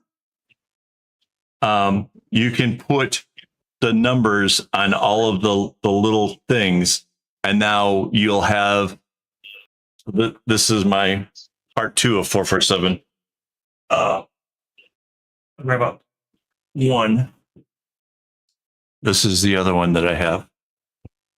And so when it comes down to ordering in the future, you can go through and be like, oh, I need this yellow right here, and be able to, it's number 973, or maybe you want this yellow, which is 444 or whatever. But it's really cool to be able to go through and if you cut them in quarters like that, there's enough string that you can make bracelets with all that's left over and probably have paid for the 447 and the totes.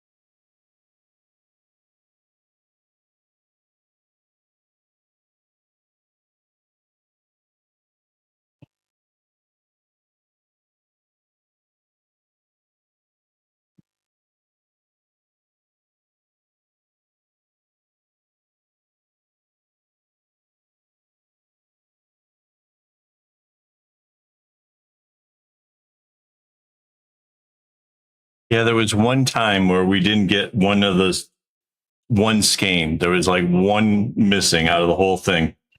And we let them know like there was missing one. And they sent it like, wow.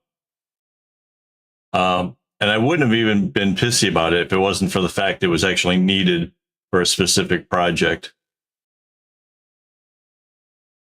Like it was already predetermined, like that was a necessity.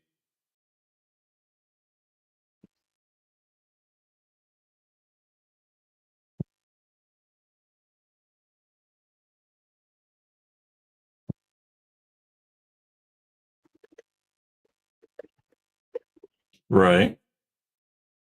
And what does it turn out to be when you order from them? Like in, because I'm guessing that's the euros.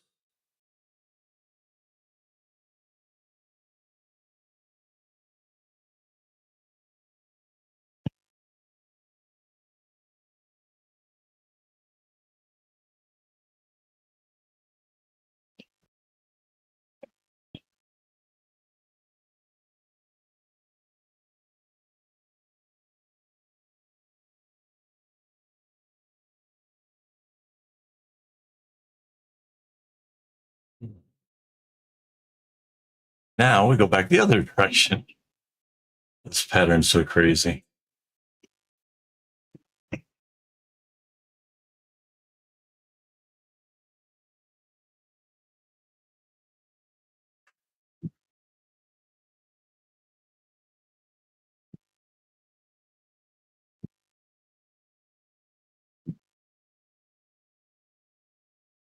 Let's see. 1, 2, 3, 4, 5, 6.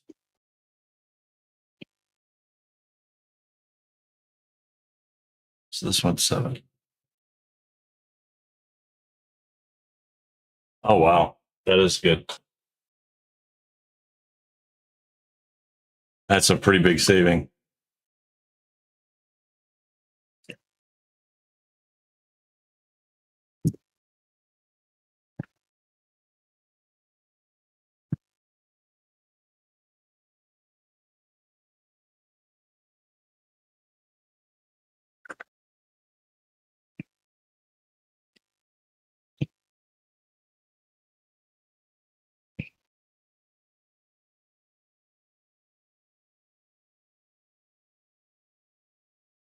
Right.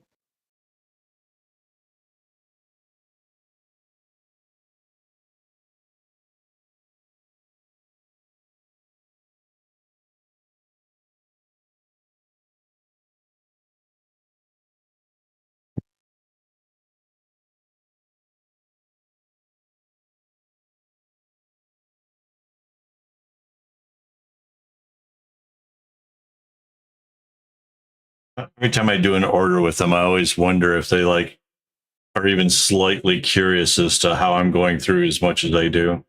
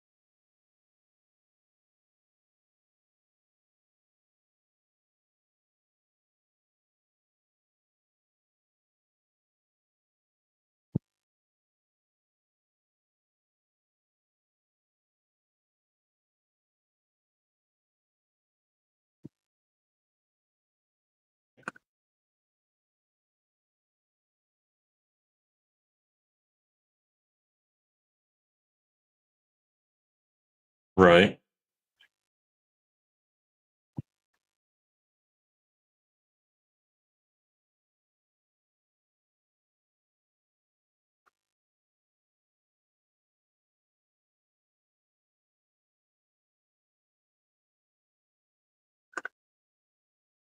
Yeah, I would definitely be curious. Because I don't think cross stitchers can use as much string as I do.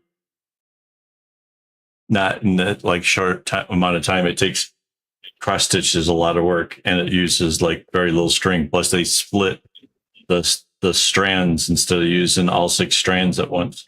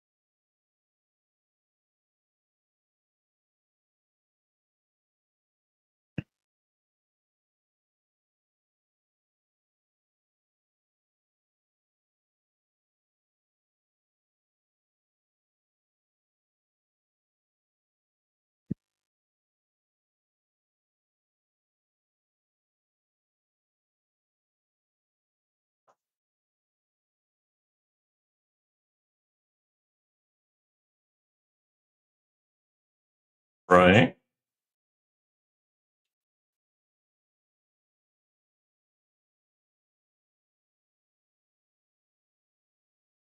Right.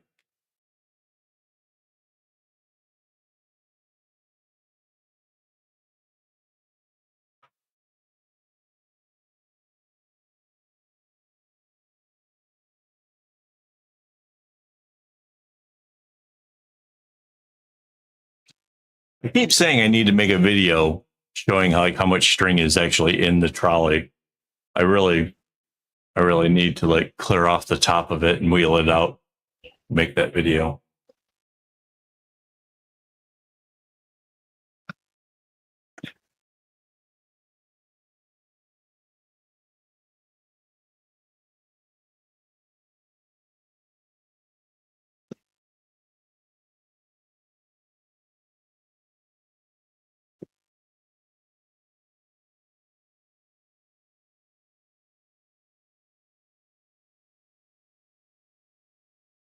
Two hours later.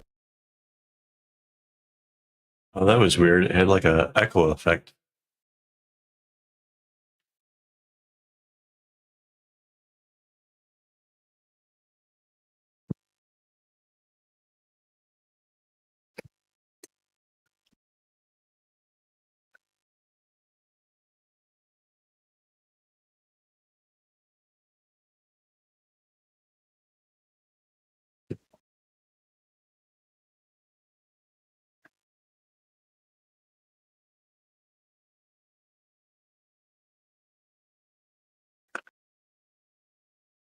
Oh yeah, very good. I didn't see the question. Yes.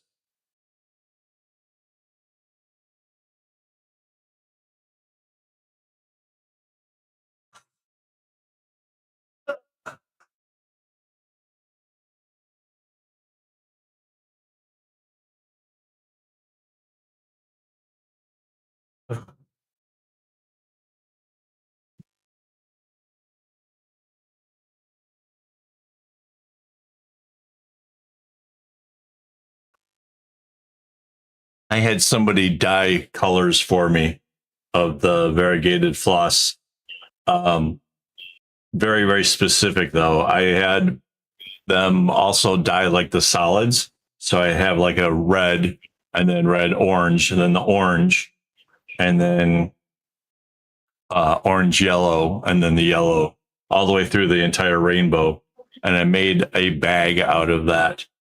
And I gotta tell you, that thing looked really, really cool because the the way that the rows worked in between each other made the whole thing look like it was tie dyed because there was like this really randomish thing happening like in every other row.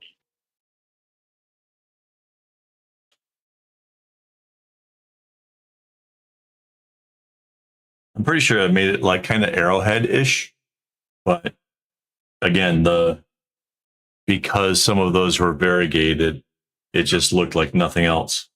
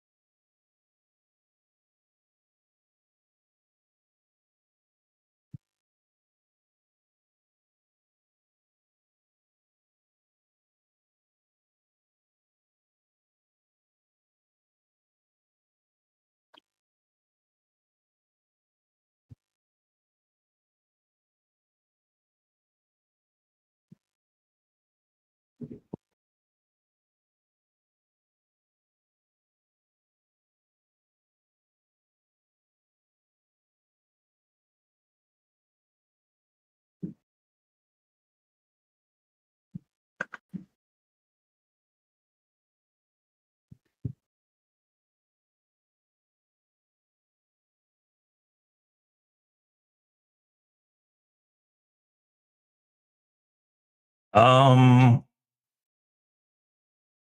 We might actually have a shot for that on AliExpress. That I have picked up some in the past. It's not my usual seller, like where I get all the rest of my string from, but I'm pretty sure that we might know one on AliExpress. Not quite as cheap as the solids, but still pretty reasonably priced. We have bought from them a couple times. The stuff was not bad.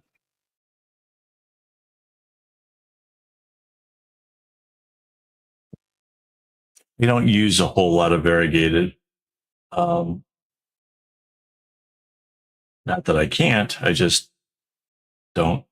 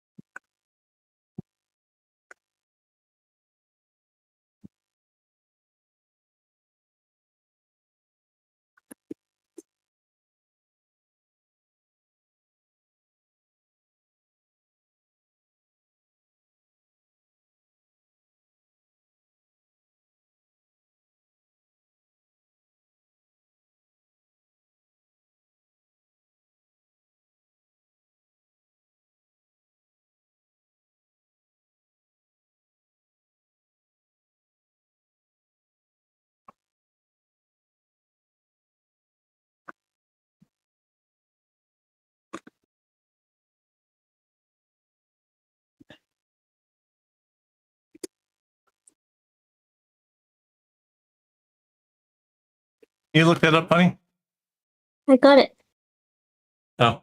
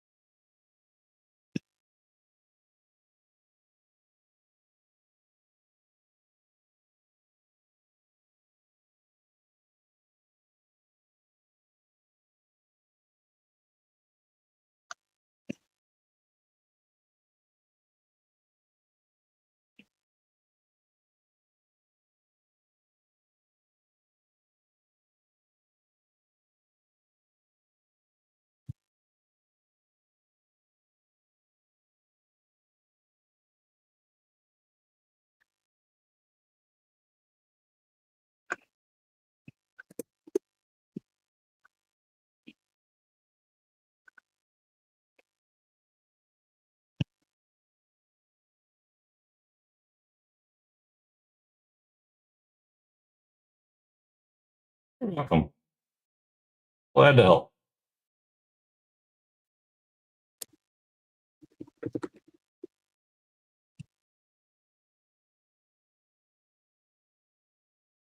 Yeah, some are really, really cool in there.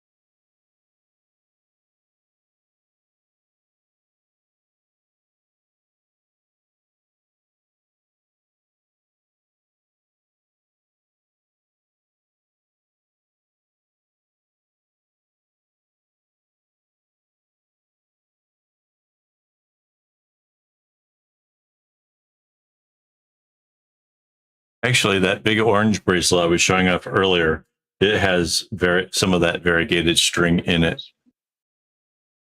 The dark blue. The dark blue sort of turns to purples and stuff. Kind of gives it a really kind of a different look.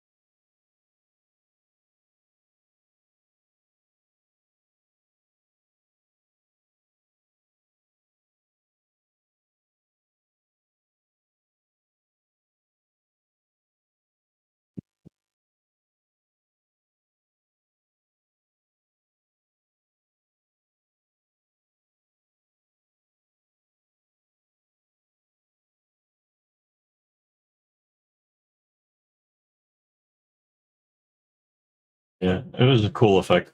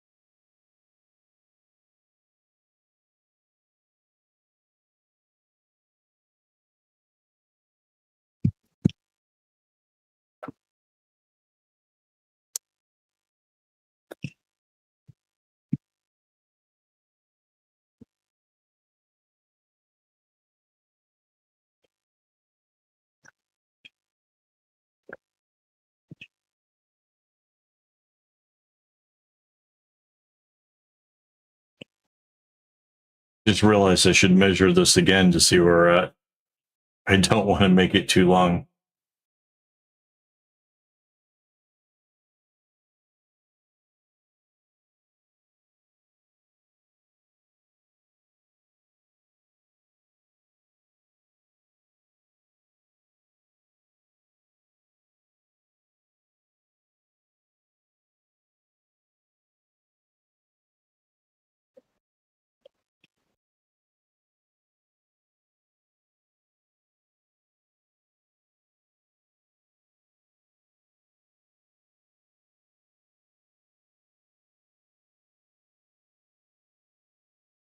My brain has gone through all the things that DC might mean, and I'm still coming up blank.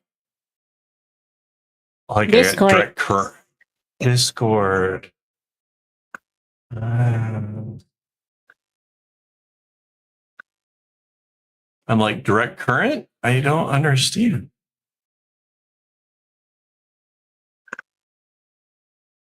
Discord.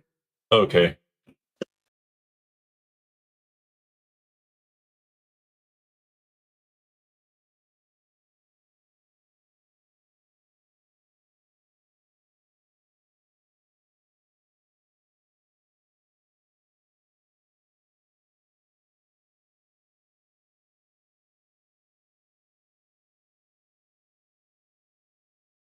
Oh, yeah.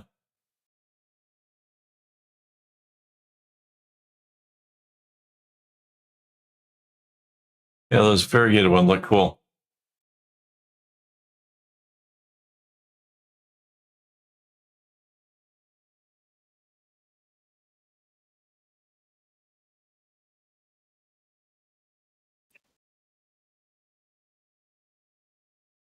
Coke addict earlier today. Was it today or yesterday? Today said something totally cracked me up. We were talking about the fact that he's using yarn and I use embroidery floss. And he said that, well, you do this professionally, where I do it recreationally. And it hit me so weird. Like, oh, wow, I do it professionally. like it didn't quite hit the same until he said something like that. I'm like, I guess that's kind of true.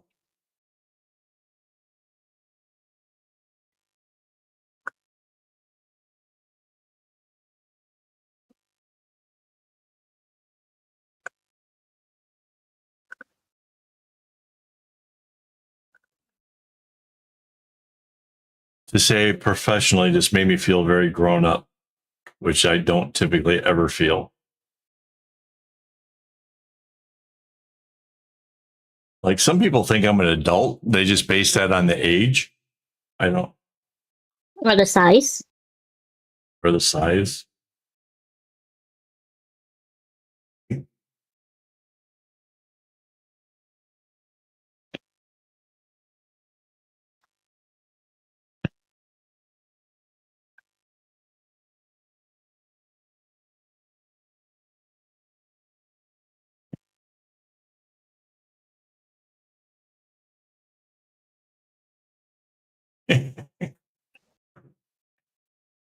Well, I've been doing it for a long time.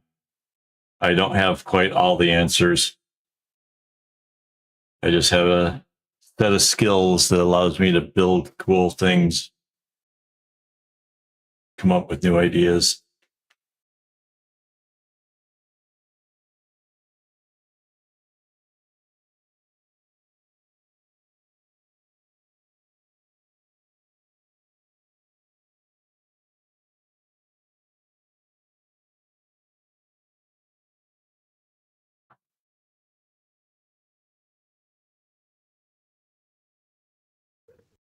Yeah, that's,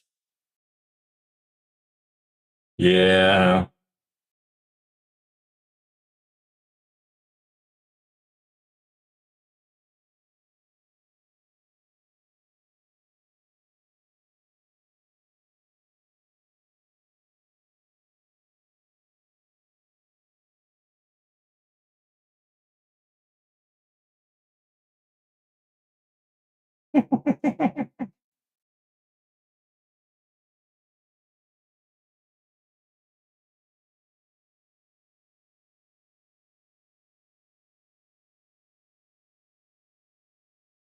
There's a mosquito in the office.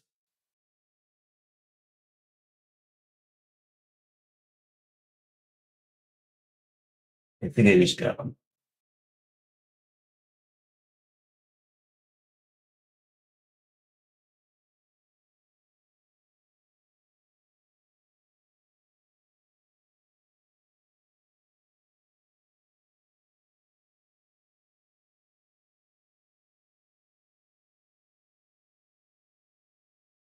Yeah. I asked him if it was the like Pepsi or not. Yeah, yeah.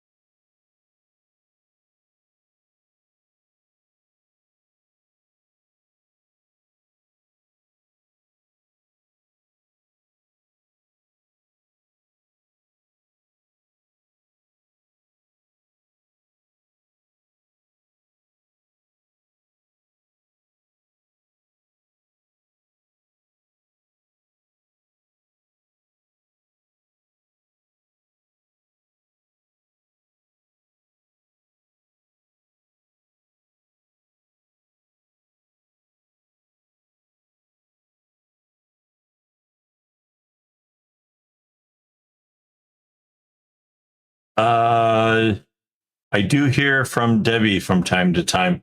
She will like something on Facebook, but no, I haven't heard anything from Rob in a long time.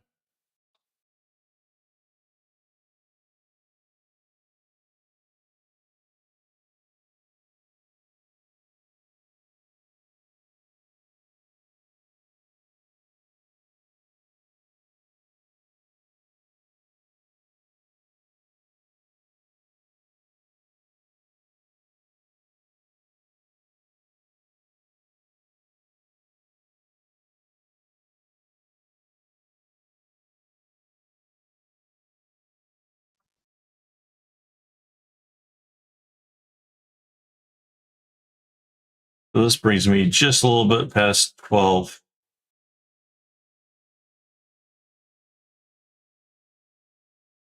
We're getting there, but it's slow.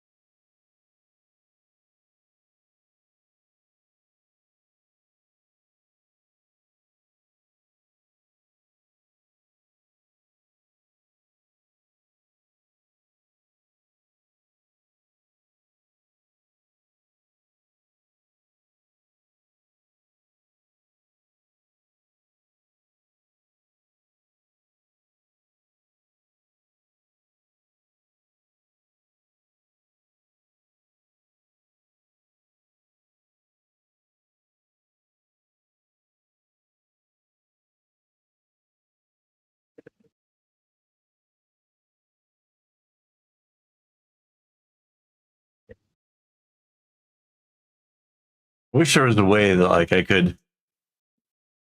I guess when I spin it again, I'll pull it down and try to show you guys it a little bit better. But the way that this is going through, like the ones going to the left start out with 2, then 3, then 4, and we're up to like doing one of the bigger rows. Like this is 7.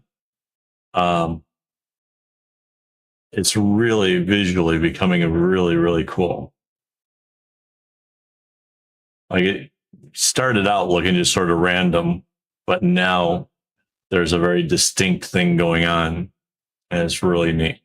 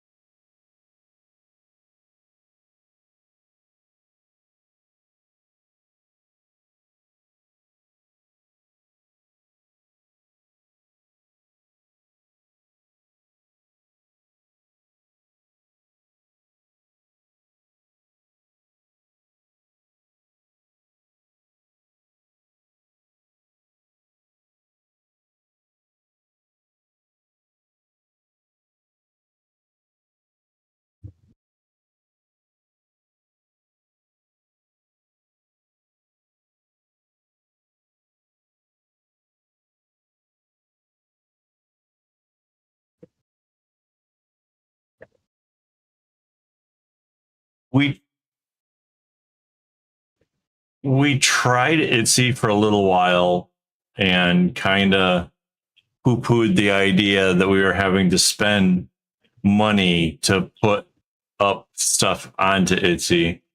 Because like, what if it doesn't sell? Blah, blah, blah, blah. And I just kind of, I don't know. It kind of left me with a bad feeling about the whole prospect. We kind of, I tried doing stuff like through Facebook, try to get people interested in other stuff. And then, yeah. And then there's my shop. The hard part about having your own shop is trying to get traffic to it. Like most people going to my website are going there for tutorials or other things. But yeah. Yeah. I think that was meant to say avoid. Yeah. Yeah. It's not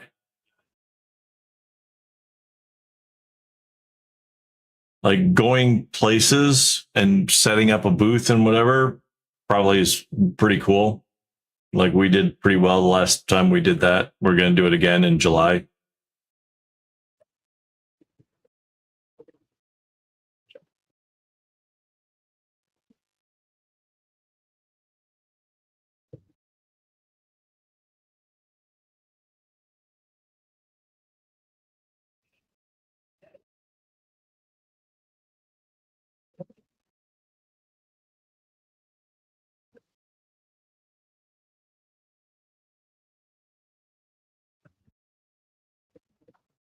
You guys keep saying shop is just going to keep popping that thing up.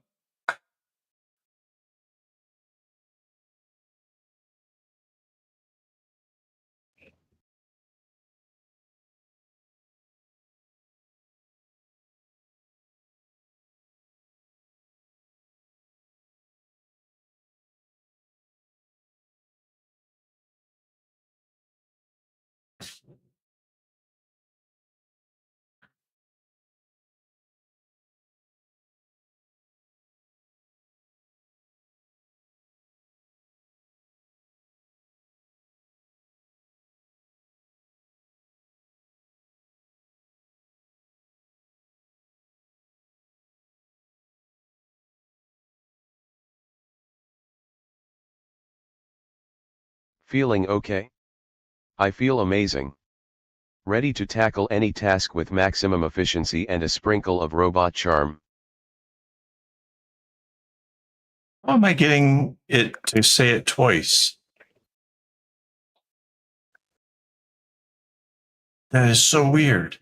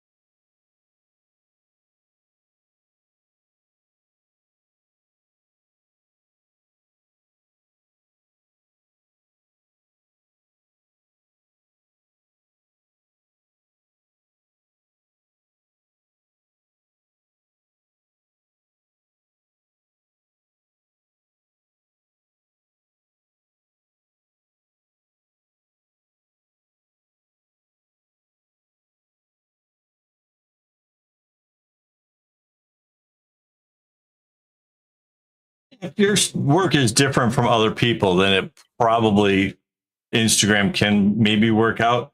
I've got like 10,000 followers though, and I don't think that any of them are like looking at my work and being like, "Oh, I'd like to buy that." That's kind of the problem. They're like the people that you tend to attract over there are people who will end up asking you for the pattern number. But every once in a while, I find somebody that wants. So there's a, how does it look so far? It's really getting cool.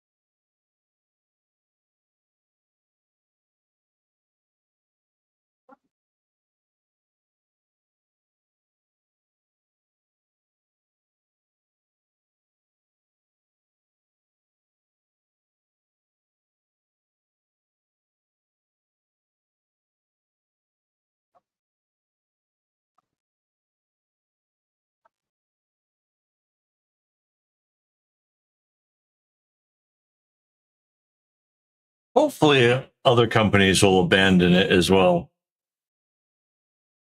It is scary to think that people will lose jobs over it.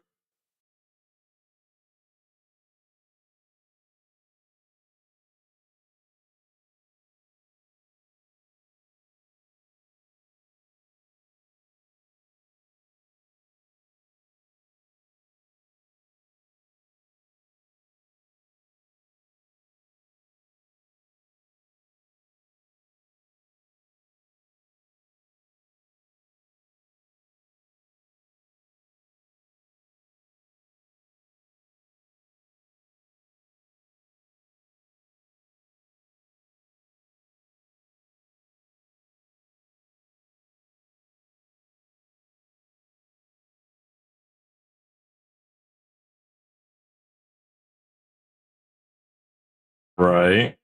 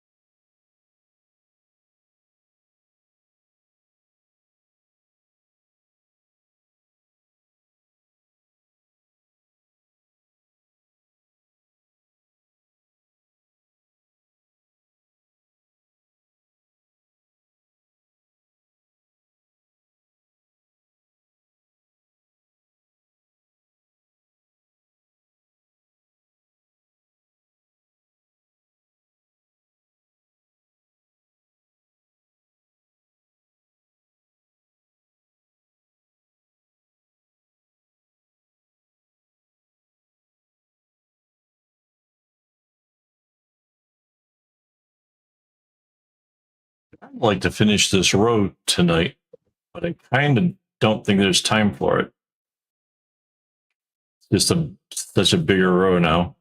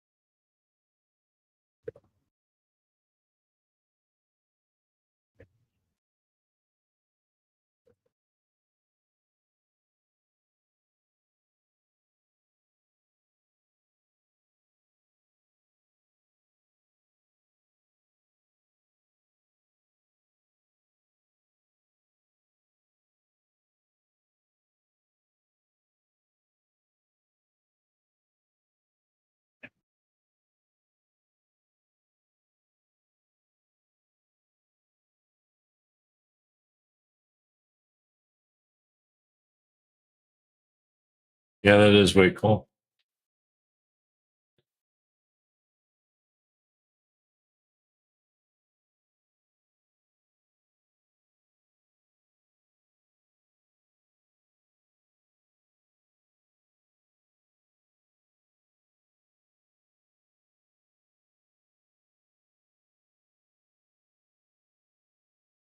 So, Cindy, did you watch the playlist about bags? And if so, did you see the one that was the alpha nodding for the bag?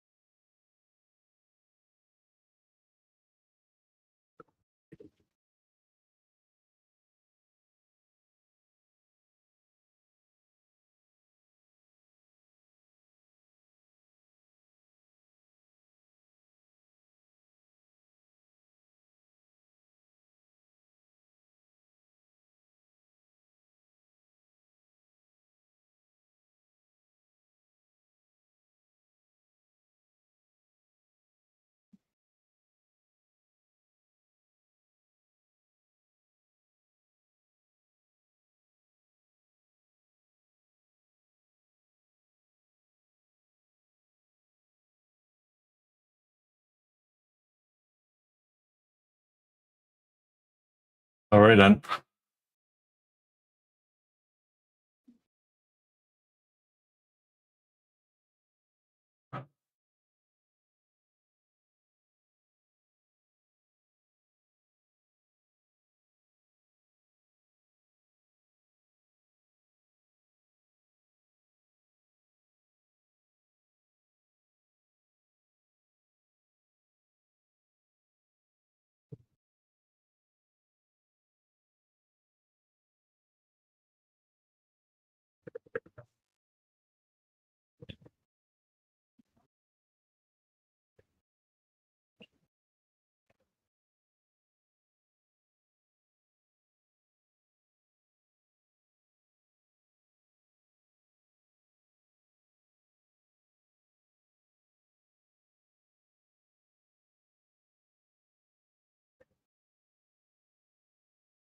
Wow.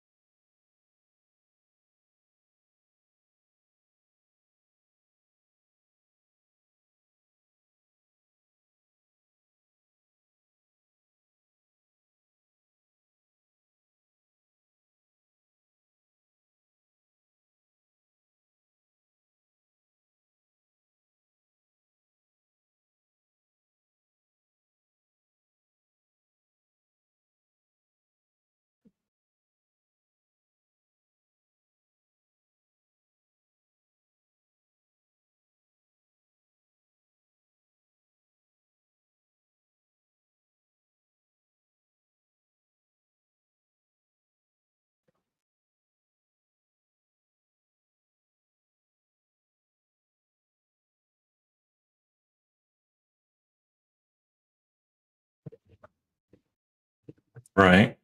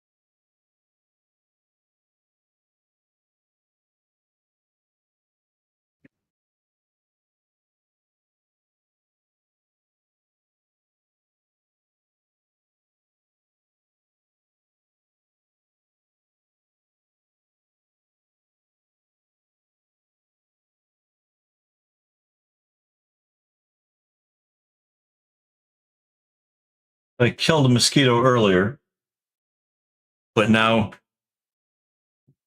his little friend is trying to seek revenge or something.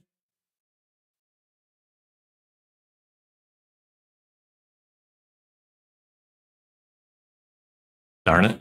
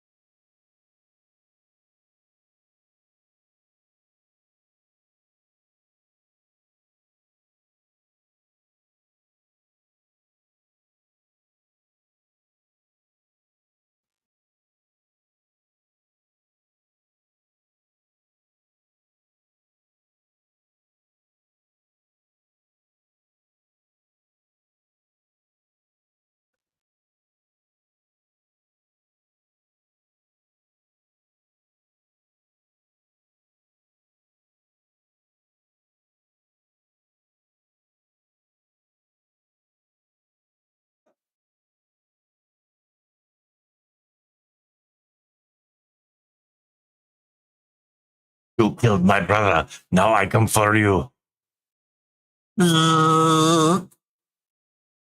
What accent was that? I don't know. Spaghetti Western.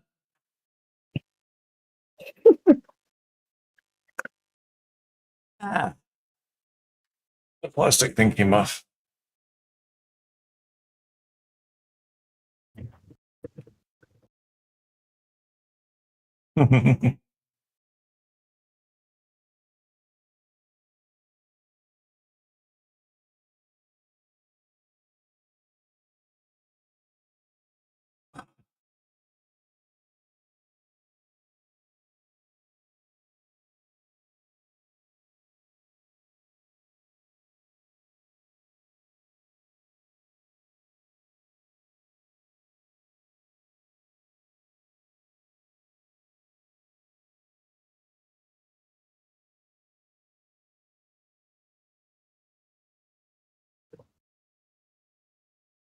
Now that we're getting closer to the end of this bag, I probably have to start getting the plans ready for what's going to be the next one. I kind of have some rough ideas of things to try, but I kind of need to go back through some of my other video tutorials and see if there's anything I haven't covered when it comes to making bags that maybe I should try.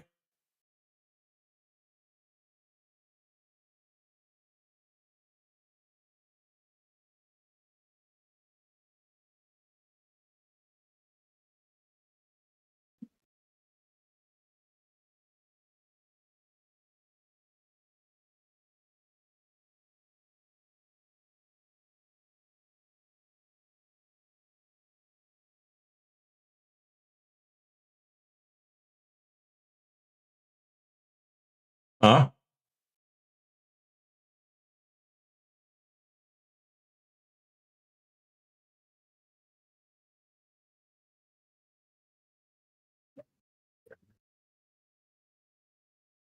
Yeah, my cats used to chase down the mud wasps through the house.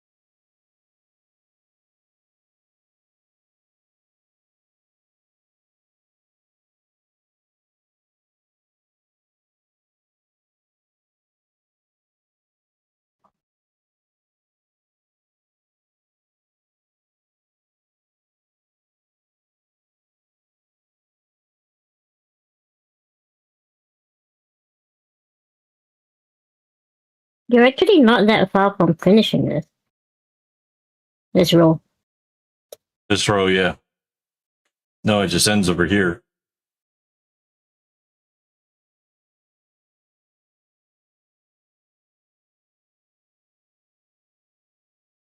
Uh,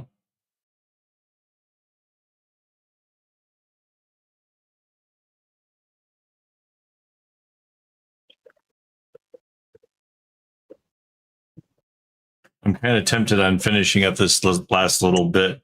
It's going to take us just past the 1 a.m. mark, but at least I would have this row done. I don't know.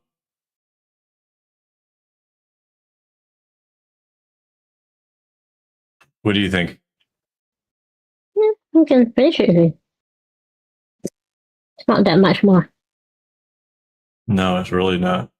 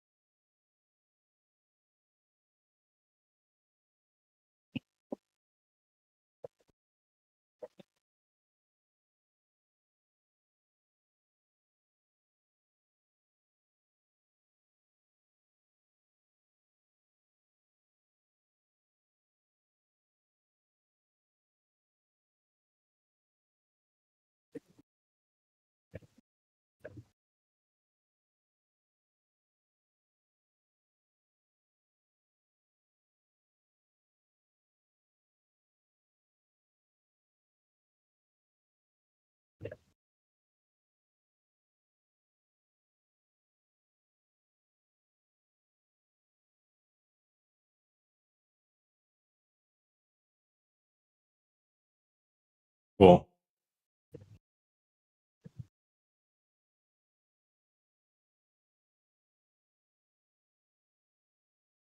Little extra bonus content as we finish this row up.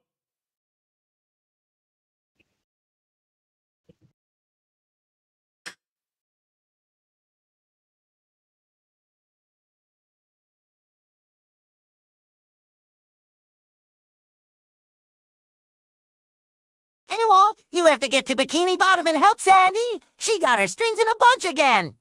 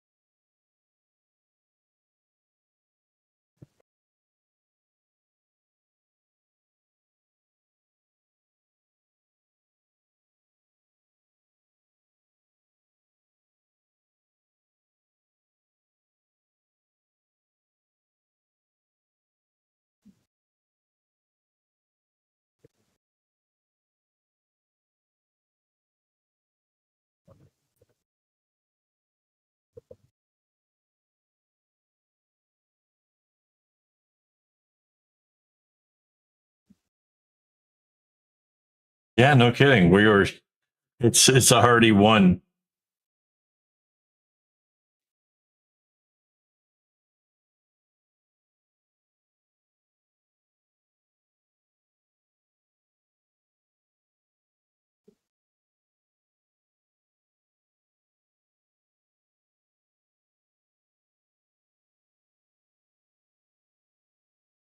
There was just a little bit more of this row left to go, and I couldn't see not getting it done.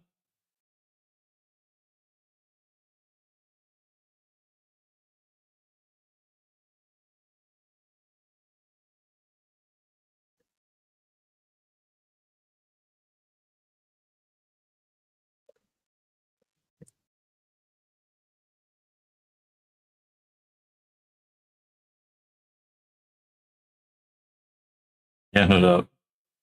Good morning.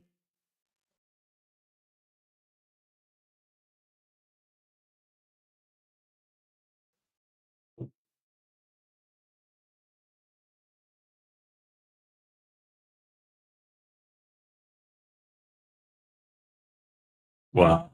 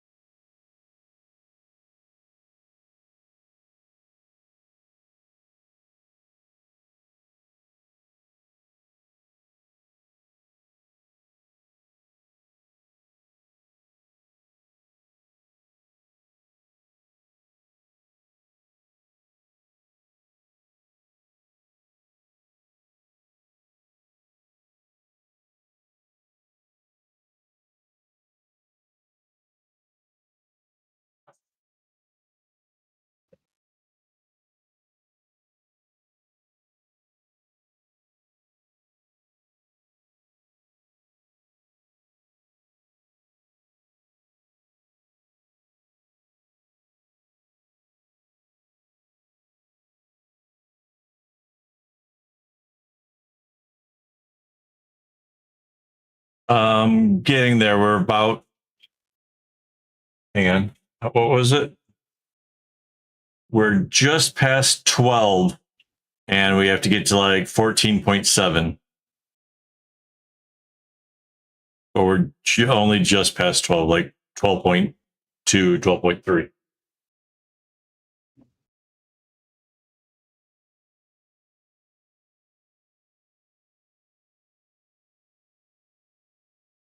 Soon enough, I have to start thinking about what's next.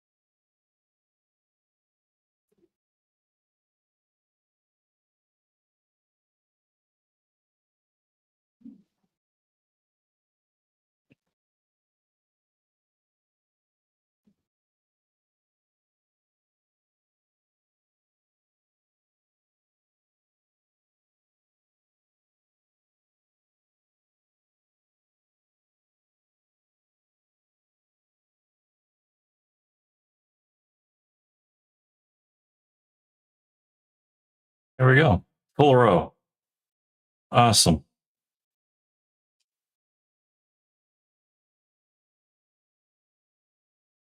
Unbelievable. Slide this down now. There we go. So a few more rows to go. Not that much. But it's looking pretty cool. Definitely impressed with it. Before we go, let me just quick shout out my YouTube members who make it possible.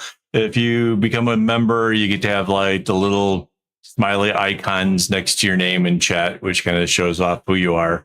You get to see the videos early, and we have hangouts on the first Sunday of the month. So if you're interested in that kind of stuff, it's easy. It's the join button down there next to subscribe.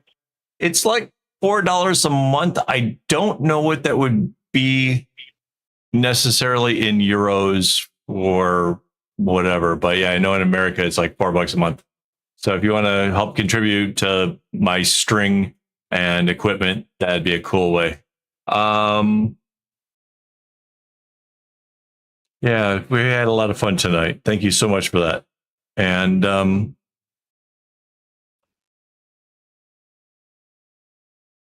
yeah.